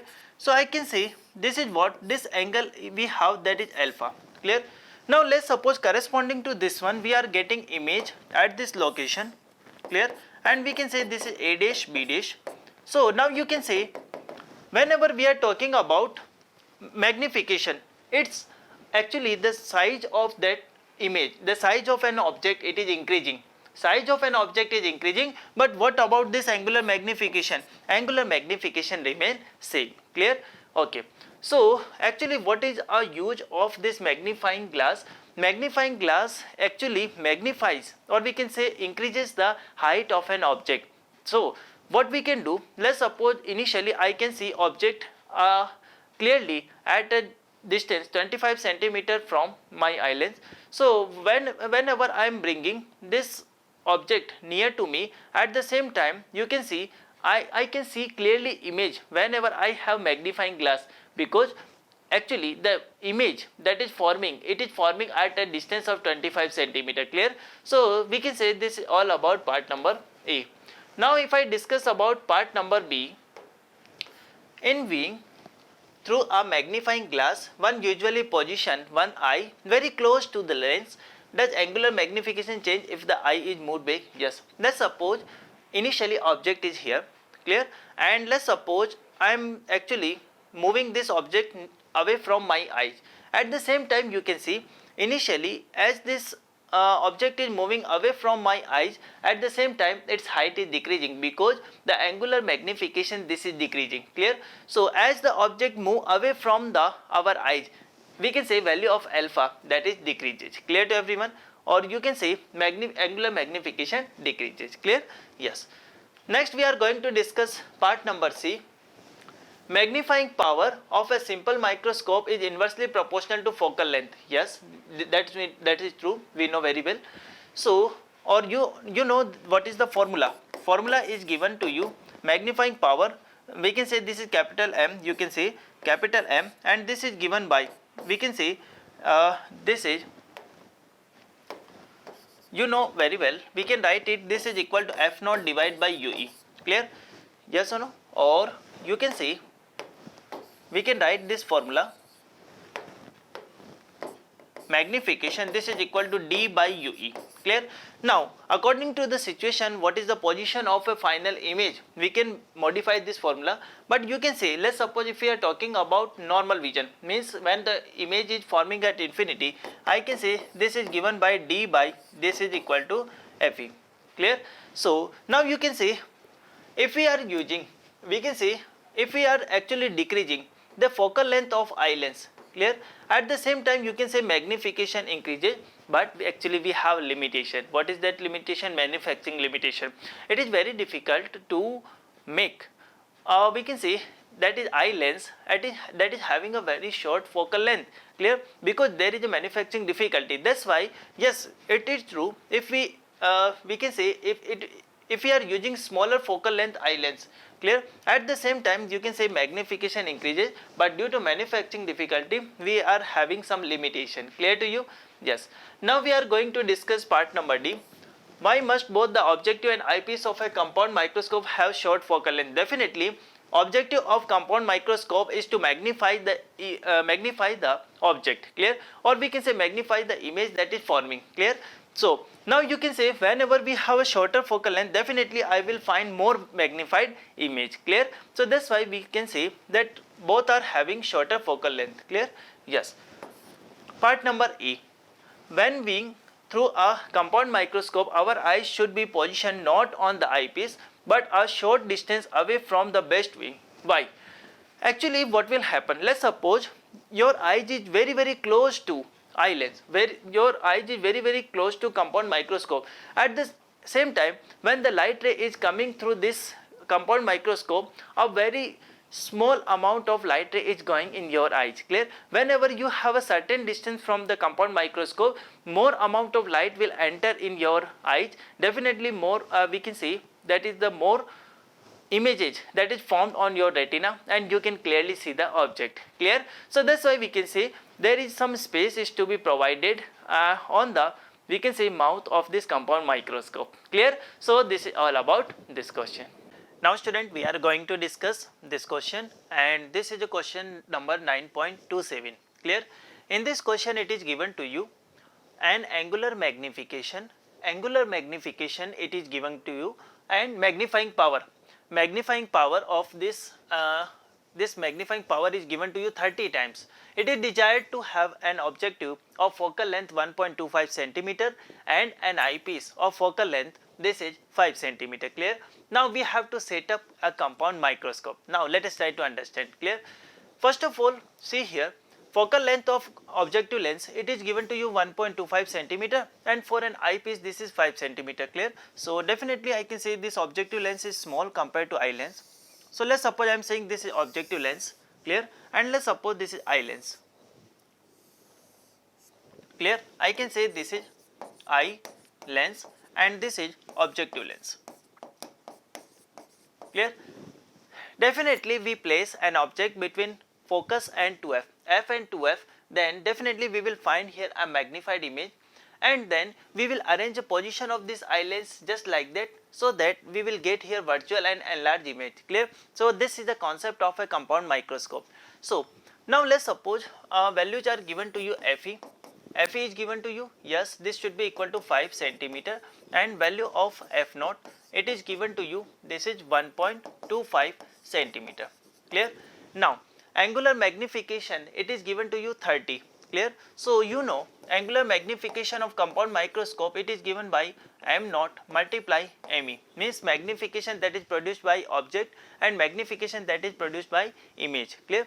So magnification I can say it is given to 30. So we are just talking about magnitude.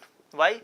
Because we know in compound microscope we always find magnification negative, because we will get image in a we can say below the principal axis. Clear? But I am just talking about magnitude. So this is 30. We can say this is V naught over U naught, and this is 1 plus D by Fe. This is formula you should know. And if we remove this mode, then we can say we can get here this is minus also. Clear? So now we can say this is 30. This should be equal to magnification of an objective lens, and we can say this is 1 plus 25 divided by what is focal length of eye lens, this is equal to 5 centimeter. Clear? So 30, this should be equal to m naught multiply 1 plus we can say that is 5. Clear? So value of m naught we are getting 30 divided by we can say 6, and this should be equal to 5. Clear to everyone? Now you can say we are getting this is magnification that is produced by this objective lens. Let's suppose I am assuming position of an object, this is u naught, and from here let's suppose image that we are getting, just a minute. Yes. So now you can see, let's suppose we have focal length this one, so I can say this is f naught position, and let's suppose from here this light ray is going like this. Clear? So we are getting this is position, and this is position of an image, and this is denoted by v naught. Now we know one relation m naught, and between we can say how can we define m naught? M naught is defined as this is equal to v naught over u naught. Clear? Now you know value of m naught, this is equal to, it is equal to 5, and this should be equal to, now v naught we will take it positive, but what about u naught? This is negative. So value of v naught we can write it, this is minus times of 5 u naught. Yes or no? Now I can apply lens formula for this objective lens. Clear? So we can say 1 by f naught, this should be equal to 1 by v naught minus 1 by u naught. Clear? So 1 by f naught. Clear? F naught, objective lens focal length, it is given to you 1.25 centimeter. So we can write it like this, 1 upon 1.25, this should be equal to 1 by v naught. V naught should be equal to minus times 5 u naught, and this is 1 by u naught. So from here we can get value of we can see that is u naught. So 1 upon 1.25, this should be equal to, I am taking LCM 5 u naught minus 1 minus this is 5. Clear? So this should be equal to minus 6 divided by 5 times of u naught. Clear? So now we can see, we can write it like this, 1 divided by this is 5 by 4, and this should be equal to minus times 6 divided by 5 times of u naught. Clear? So we can say 5 and 5, this is cancelled out, and this should be equal to 4 and minus 6 divided by u naught. Yes or no? So from here you can say we are getting this value of u naught, this is minus 6 by 4, or we can say minus 3 by 2, and this should be equal to minus 1.5 centimeter. Clear? So now can we get value of v naught? Yes, v naught value now we know this is equal to minus 5 times of u naught. Clear? So minus 5, what is value of u naught? This is we are getting minus 1.5. Clear? And this should be equal to, we can say 7.5 centimeter. Clear?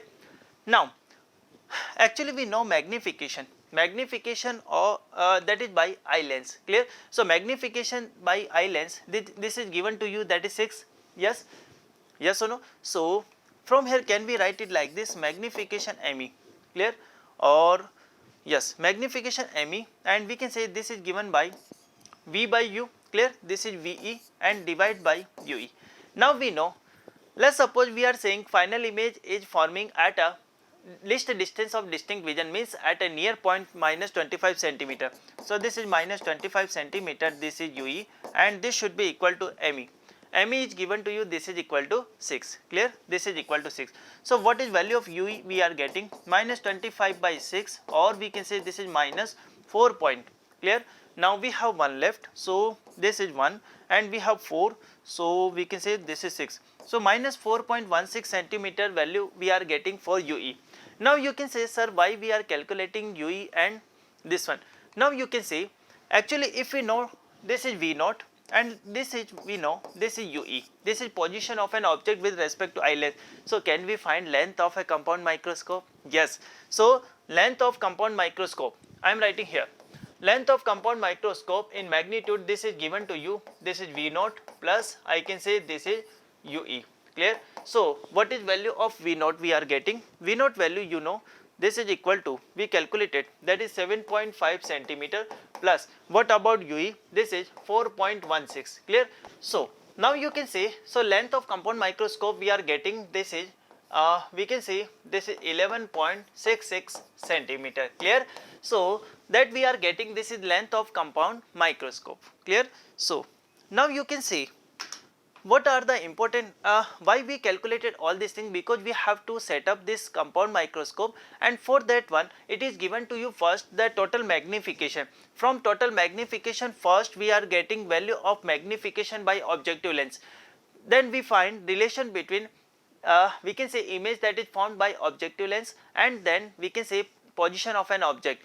After that we applied, this is lens formula, and after applying lens formula we calculated value of U naught and V naught. When we know this one, we also know the magnification by eye lens. So from that one we can get value of UE. Clear? And from that one we can find length of this compound microscope. Clear? So this is all about this question. Clear to everyone? So now student, we are going to discuss question number 9.28. Clear? In this question it is given to you, a small telescope has an objective lens of focal length 140 centimeter and eyepiece of focal length 5 centimeter. Clear? What is the magnifying power of a telescope for viewing distance object when telescope is in normal adjustment, and second, the final image is formed at the least distance of distinct vision. Clear? So before going to start this question, let us try to understand something about telescope. Clear? We know very well for telescope we can say, let's suppose this is objective lens. Clear? This is objective lens.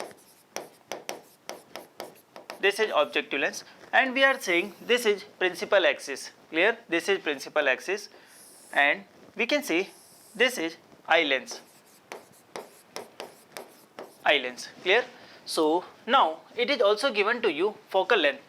Focal length of objective lens we have, this is 140 centimeter. 140 centimeter, and focal length of eye lens. Clear? Focal length of eye lens it is given to you, this is 5 centimeter. Clear to you? Yes. Now what is magnifying power of a telescope for viewing distant object? Clear? So let's suppose first one light ray is coming like this, and it is going optical center of this we can say objective lens, and this is going like this in a straight line. Clear? Let's suppose we have one more light ray, and that is going through this one. Clear? Definitely after passing through this convex lens, this light will bend in this direction, clear, in this direction, clear. So definitely both are meeting at a certain point. So I can say this is the position of an image, and let's suppose this is A dash and B dash. Definitely because this is a telescope, so it is used to see the distinct object clearly, clear. So let's suppose I am saying we have an object at a very large distance. Let's suppose this is AB. So its image that we are getting, this is A dash B dash, clear. I am saying this angle is alpha, so definitely this angle is also alpha, clear. So from here you can say tan of alpha. Tan of alpha you can write this is perpendicular, and what is this distance? That is base, and we can say that is f naught, because light ray that is coming, it is parallel to we can say parallel to each other. So definitely they will meet at a point, and that is known as focal plane, clear. So now we can say tan alpha is given by minus of A dash B dash divided by, we can say this is positive f naught, clear. Similarly, now we adjust the position of A dash B dash such that it always lie between optical center and the focal point of this eye lens, clear. So I can say this is optical center, clear, and this position of this image, it is lying between optical center and focal point of eye lens, clear. So definitely we can say we will get a virtual and magnified image, clear. So if I draw line diagram from this side, one light is going like this, and let's suppose it is going like this, clear, and we can see this light is going like this. So if we extend in a backward direction, if we extend this in a backward direction, you will find a point where both will intersect, and let's suppose I am saying this is A double dash and this one is B double dash, clear. So from here we can say this we are getting, that is angle beta. So tan beta we can write like this. This is minus of A dash B dash divide by what is this distance? Now we can say this distance is known as, this is UE, clear. So this is equal to minus times of UE, clear. Now if we are saying this alpha and beta is very small, at the time we can say we can write it near about alpha, this is near about beta, clear. So how can we define magnifying power? And we can say this is angular magnification. So it is defined as the ratio of beta over alpha, clear. Now what is beta? Clear, beta is given to you A dash B dash divided by UE, clear. We can say this is equal to A dash B dash divided by UE and divided by, clear. What about alpha? Alpha is given minus A dash B dash divided by f naught, clear. I can say this one and this one cancel out, and this should be equal to minus times of f naught, and this is divided by UE, clear. So now I can say magnification, we are getting this is f naught over UE. So this is general formula, my dear students, clear. Now our objective first is to find this magnification when the final image is forming at infinity.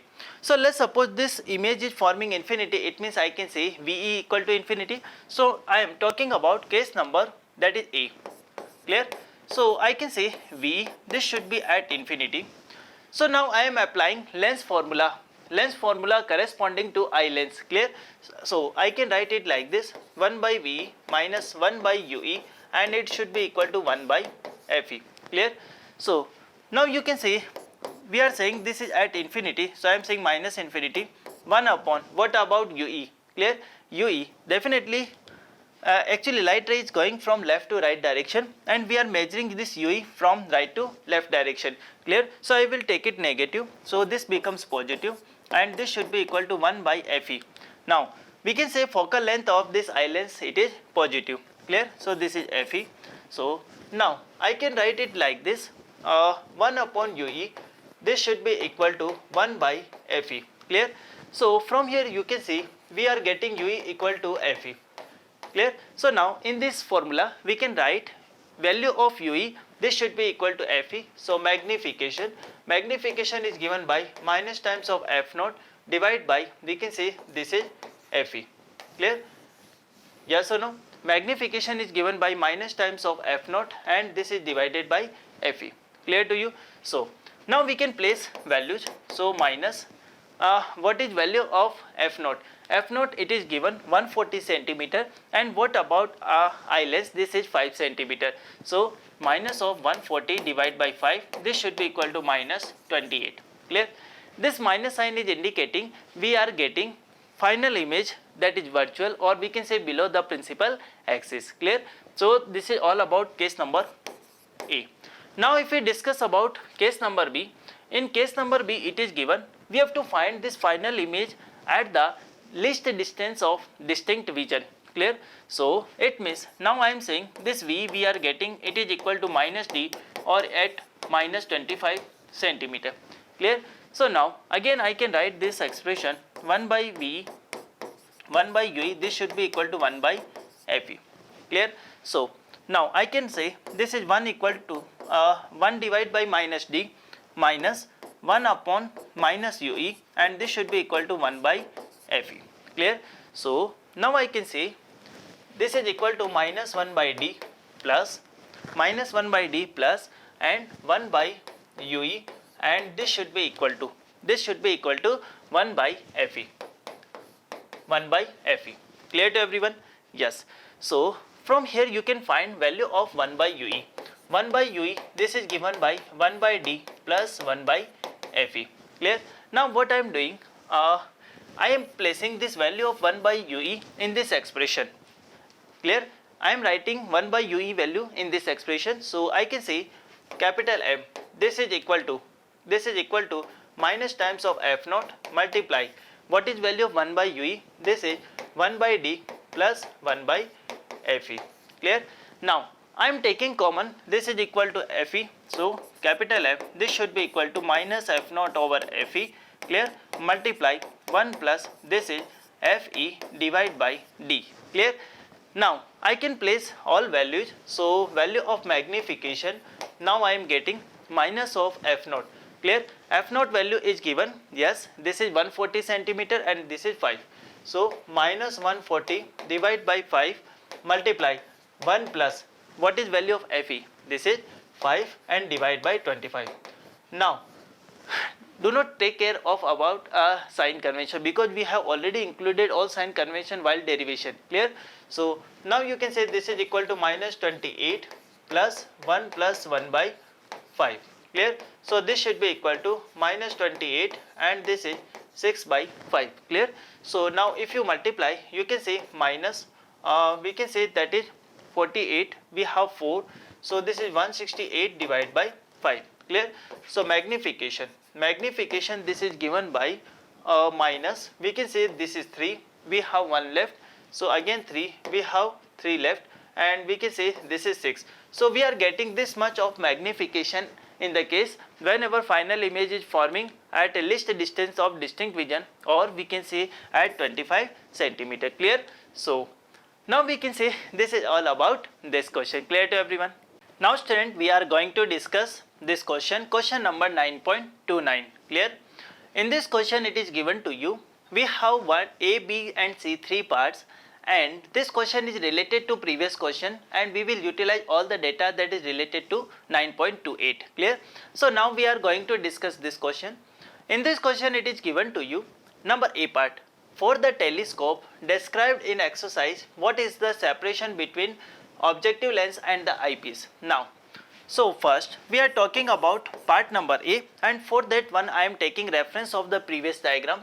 So we have to find distance between objective lens and eye lens. So now you can see this is objective lens and this one is eye lens. So what is distance between objective lens and eye lens? It is given by F naught plus UE. Clear? So now I can say this is equal to length, or we can say length of telescope, or you can also write it like this, distance between objective, distance between objective and eye lens. So distance between objective and eye lens, this is given by, we can say F naught and plus we can say UE. We have to take only the magnitude because distances is always positive. Clear? Value of F naught, it is given to you in a previous question 140 centimeter. Now One more thing is given in this question. We have to find this length, we can say this distance according to part number A, clear? And in the part number A it is given the final image is forming at infinity, clear? So corresponding to that part, you know, FE, it is having the same magnitude as FE, clear? So now we can say value of F naught. F naught, you know, this is 140 plus, what about FE? FE is given to you, yes, this is 5 centimeter, clear? So distance between objective and eye lens, it is given by 145 centimeter, clear? So this is all about part number A. Now one more thing is given in this question, part number B. If this telescope is used to view a 100-meter tall tower 3 km away, what is height of image of the tower formed by objective lens, clear? So again I am taking reference to this diagram. So let's suppose if we are talking about height of AB, it is given to you 100 meter, clear? And this distance is given to you 3 km, clear? So can you find value of tan alpha? Yes, tan alpha is given by 100 divided by 3 km, clear? So corresponding to this alpha, this angle is also alpha. So can I write like this, tan alpha equal to minus A dash B dash upon F naught? Yes or no? Clear? So now I can write here for part number B, directly you can say tan alpha, clear? So tan alpha, this should be equal to 100 meter divided by 3 km. So this is 3 into 10 to the power 3, clear? And we can see value of tan beta, clear? Value of tan beta, and this tan beta, it is given to you, clear? You can say, can I write it directly, minus A dash B dash divided by F naught? You know it very well, clear? So now I am saying, because this is also alpha, clear? So now you can say, when left hand side is same, it means right hand side is also same, yes. So 100 divided by 3 into 10 to the power 3, and this should be equal to minus A dash B dash divided by F naught, clear? What is value of F naught, clear? F naught value is given 140 centimeter. So we can write like this, this is equal to 140 into 10 to the power minus 2, clear? Or you can find this whole value in centimeter also, so there is no need to convert this one also, clear? So now 1, 2 and this one cancelled out. So from here you can say minus A dash B dash, this should be equal to 140 divided by 30, clear? This one and this one cancelled out. So from here you are getting A dash B dash, this is equal to minus 14 by 3 centimeter, clear? Minus 14 by 3 centimeter, clear? So I can say actually the 100-meter tall object that I am observing from telescope, its image is looking for only for 14 by 3 centimeter, clear to you? So this is all about part number B, clear? Now I am going to discuss part number C. What is the height of final image of tower if it is formed at 25 centimeter, clear? Now listen very carefully. If I am talking about magnification, clear? Magnification at eye lens, it is given by 1 plus, that is we can say this is FE divided by D, clear? This is magnification corresponding to eye lens. So it is given by height of image upon height of object, and 1 plus this is FE divided by D. Now listen carefully. Now you can say for this eye lens, this A dash B dash is behaving just an object. So I can say height of an object is given to you. Yes, recently we calculated 14 by 3 centimeter, clear? So now can we write it like this? Height of image upon, this is, we can say minus 14 by 3, this should be equal to 1 plus, what about FE? FE we know, this is 5 divided by this is 25, clear?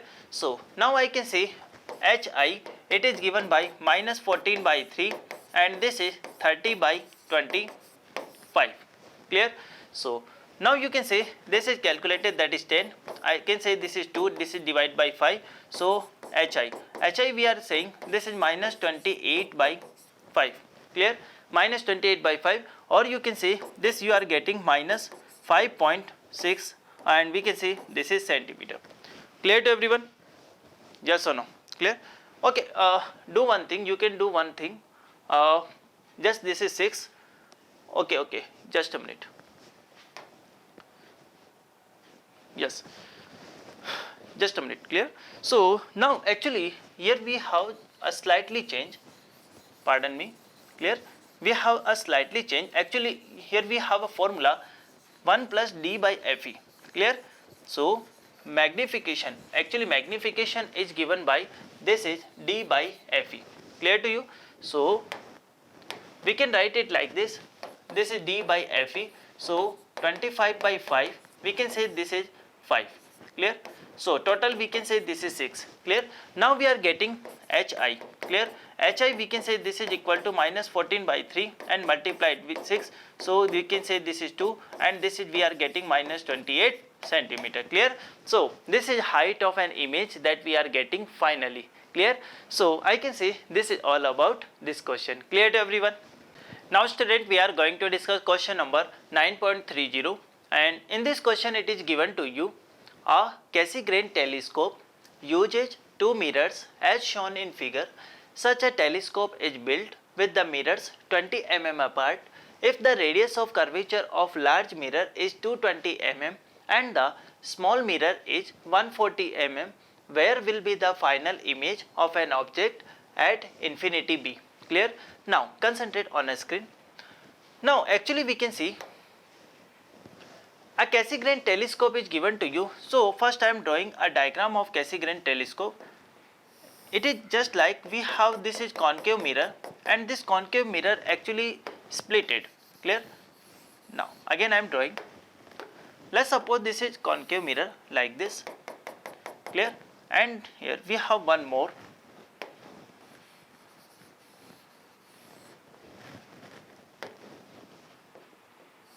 This one we have, this is concave mirror, clear, and we have one more concave mirror like this,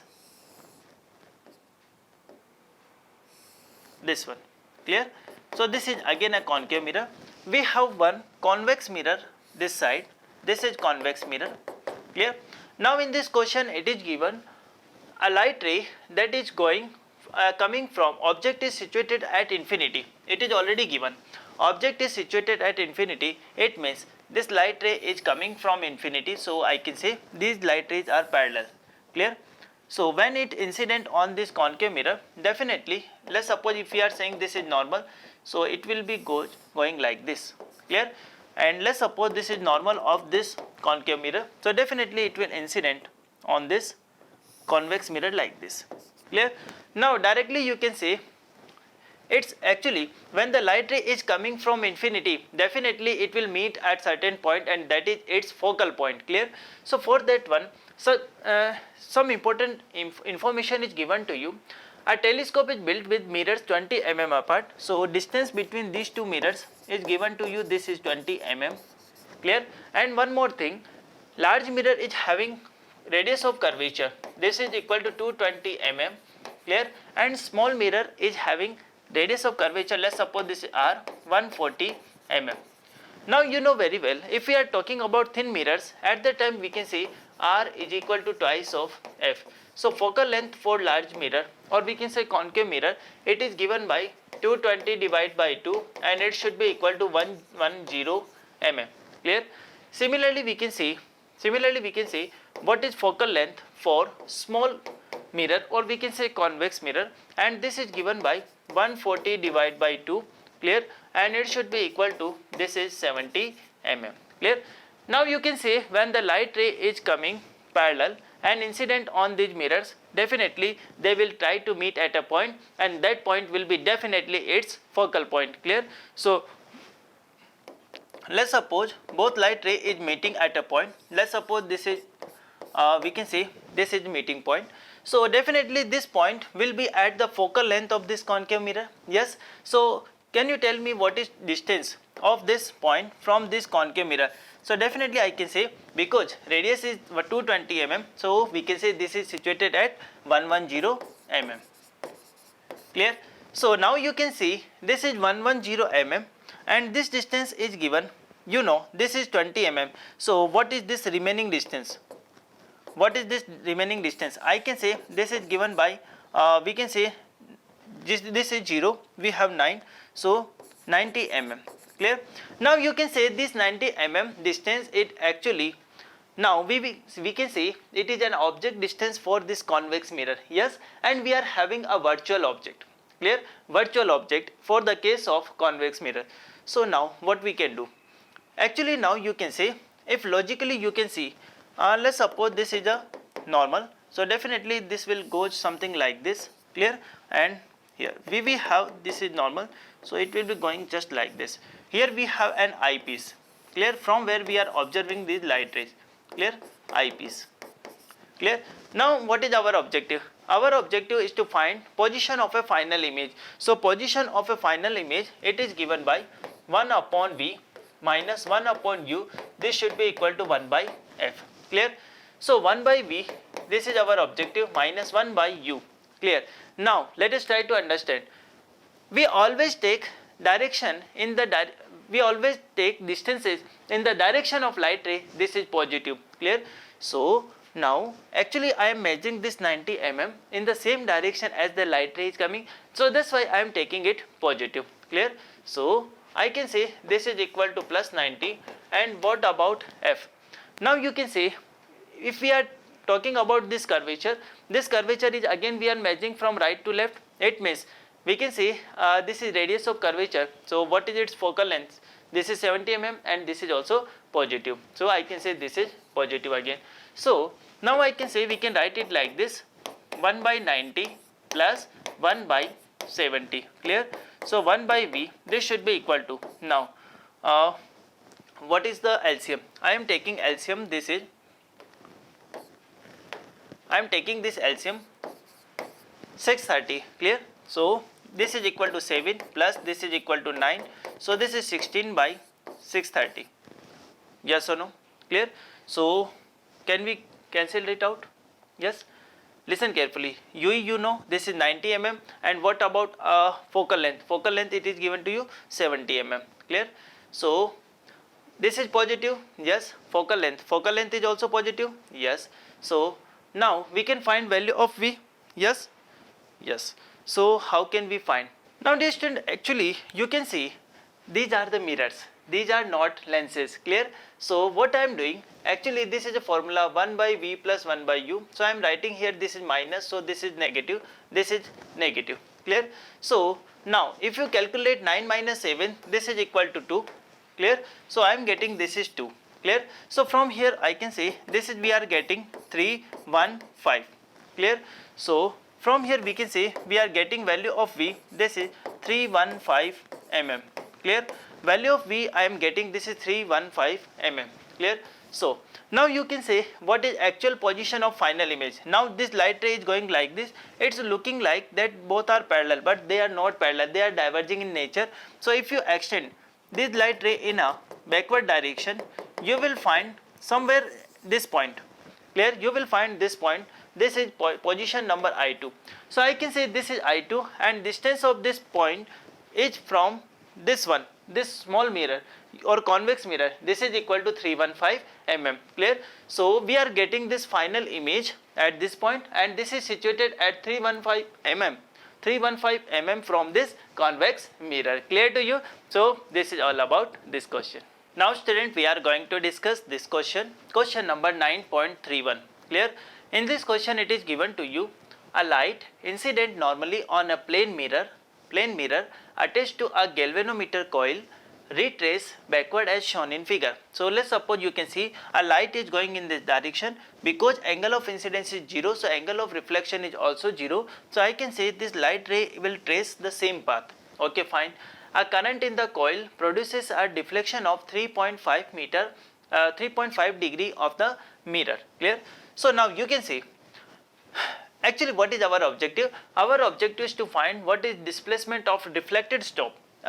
So first of all we have reflected spot at this position, because we are rotating this mirror, that's why we are getting this spot at this point, let's suppose, and I am saying this distance is equal to d.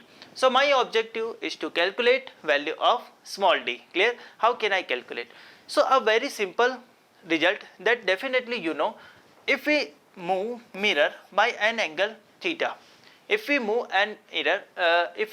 any mirror by an angle theta, so at the same time this reflected light ray, it will changes its angle by 2 theta. Clear? Definitely you know this result. So now I can say tan of 2 theta. Tan of 2 theta, this is given by d divided by 1.5. Clear? So from here we can say d, this is given 1.5 tan of 2 theta. Clear? So 1.5 tan, what about 2 theta? Clear? Theta is given to you 3.5 degree. So I can say this is 7 degree. Clear? So value of tan 7 degree, if you calculate or you will find from calculator, you can say this is equal to 0.1228. Clear? So if you multiply, you can write it like this, 3 by 2, 0.1228.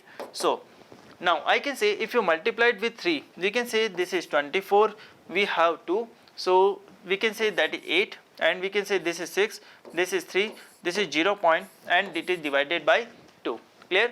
So from here you are getting this value 0.1842. Clear?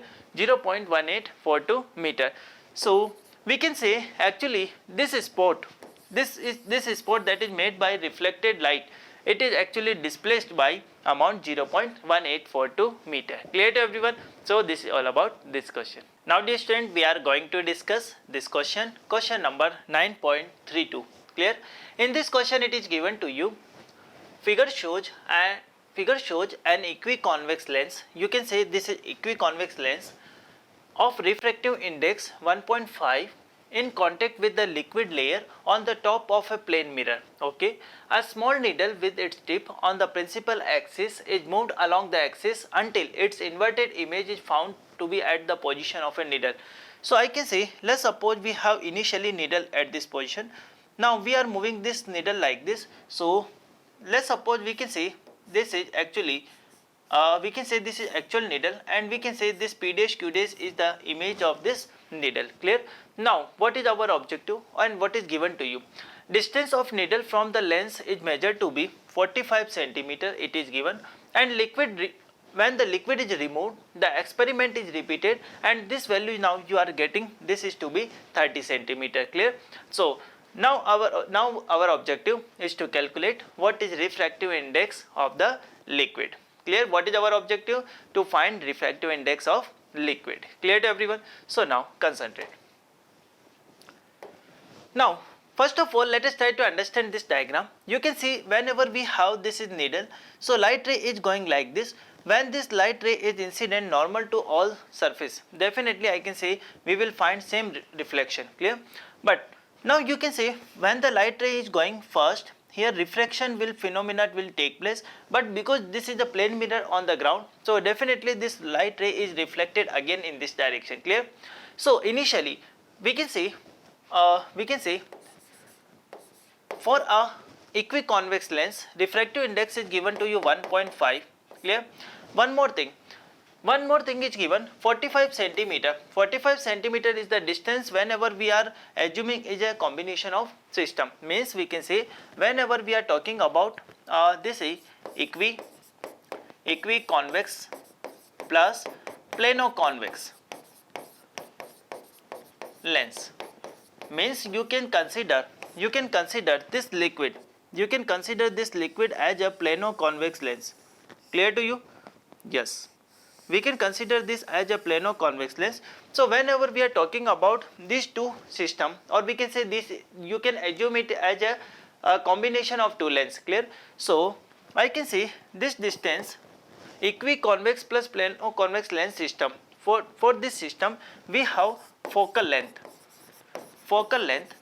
I am saying, let's suppose this is capital F, and it is given to you in this question, this is 45 centimeter. Clear? Now one more thing is given, when we removing this liquid, at the time we have only this convex lens. Clear? So at the time we are getting for only equiconvex lens, I can say this focal length f1, it should be equal to 30 centimeter. Clear? So what we do in this question, and what is our objective? Our objective is to find refractive index of this liquid. How can we find it? First of all, because equivalent of focal length is given to you, focal length of this equiconvex lens is given to you. So first we find focal length of plano-convex lens. From that one, after that we will apply lens maker formula and we will find radius of curvature. After finding radius of curvature, again we will apply lens maker formula and we will get value of refractive index of liquid. Clear? So now we are going to start concentrate. So we can say 1 by f, this should be equal to 1 by f1 plus 1 by f2. Clear? 1 by f, f is given to you, this is 45 centimeter. Clear? 1 upon f1, f1 is given to you, this is 30 plus 1 by f2. Clear to you? So 1 by f2, this is given by 1 by 45 minus 1 by 30. Clear? So we can say this is 90, so this is 2 minus 3 and this should be minus 1 by 90. Clear? So we can see value of f2, this is given by minus 90 centimeter. Clear? So now you can say we are getting, this is a focal length of a plano-convex lens. Clear? Yes. Now what we are doing, I am first applying lens maker formula for equiconvex lens. Clear? So lens maker formula. Clear? Now dear student, do you know what is lens maker formula? Lens maker formula is given by 1 by f, it should be equal to mu minus 1 and we can see this is 1 by r1 minus 1 by r2. Clear? So for the equiconvex lens we can say 1 by f1, this should be equal to 1.5 minus 1. Clear? Now listen very carefully. Let's suppose I am assuming radius of curvature is capital R. So if the light ray is coming from top to bottom, for that one this surface radius of curvature is positive and for this surface we have this is negative. Clear? So that's why I am writing it like this, 1 by f minus 1, 1 upon r minus 1 upon this is minus r. Clear? So now I can say 1 by f1, this should be equal to 1.5 minus 1 and this is 1 by r plus 1 by r. Clear? So 1 by f1, this should be equal to 0.5 and this is 2 by r. Clear? So now I can say we can write it like this, 1 by f1, this should be equal to we can say 1 by 2 multiply this is 2 by r, this one and this one cancel out. Clear? So this is equal to, we can say 1 by 30. So value of r we are getting, this is 30 centimeter. Clear? Now we will apply same lens maker formula for equiconvex lens. Clear? So for equiconvex lens. Clear? Now equiconvex lens means first you are getting this lens, you can say this is like this. Actually there is no any physically lens present, but this liquid is behaving just like an equiconvex lens. For that one we will take this as to be minus r and for this one we are having this r equal to infinity. Clear? R1 I am taking, this is minus r and this is equal to infinity. So now I can write 1 upon f2, this should be equal to mu, this is refractive index for liquid minus 1, 1 upon r1 minus 1 upon r2. Clear to you? So now we can say 1 upon f2. Clear? What is value of f? Definitely you can say we are getting it negative and we calculated this is minus 90. It should be equal to mu l minus 1, 1 upon this is minus 30. Yes or no? Because this is minus r, minus 1 upon infinity. Clear? So 1 upon infinity, this should be equal to 0. So I can write it like this, minus 1 by 90, this should be equal to mu l minus 1. Clear? And this is minus 1 by 30. Clear? So we can say this is 3. Clear? Minus and minus, this is we can say cancel out. So 1 by 3, this should be equal to mu l minus 1 and this is 1. Clear? So from here you can calculate mu l and this should be equal to 1 plus 1 by 3 and this is 4 by 3. Clear? So value of mu l, now we are getting, this is refractive index of a liquid and this is equal to 1.33. Clear to everyone? So now we can say, I think this question is clear to you. Yes. Clear? So refractive index of liquid is given by 4 by 3. Clear? And do you know refractive index does not have any unit. It is actually ratio. Refractive index of any medium is defined as ratio of speed of light in a vacuum to the speed of light in a medium. So you can say it is a actually dimensionless and as well as unitless quantity. That's why we say this is a ratio. Similarly, we have one more quantity, that is strain. Strain is defined as change in length and we can say original length. Clear? So again we can say this is again a ratio. Clear? So now we can say this is all about this question. Clear to everyone? So dear students, this is all about all NCERT and exercise solutions of chapter number 9, ray optics and optical instrument. Definitely you will enjoy this session and these solutions will be very fruitful to you in your upcoming examination. Clear? So this is all about this session. Thank you so much.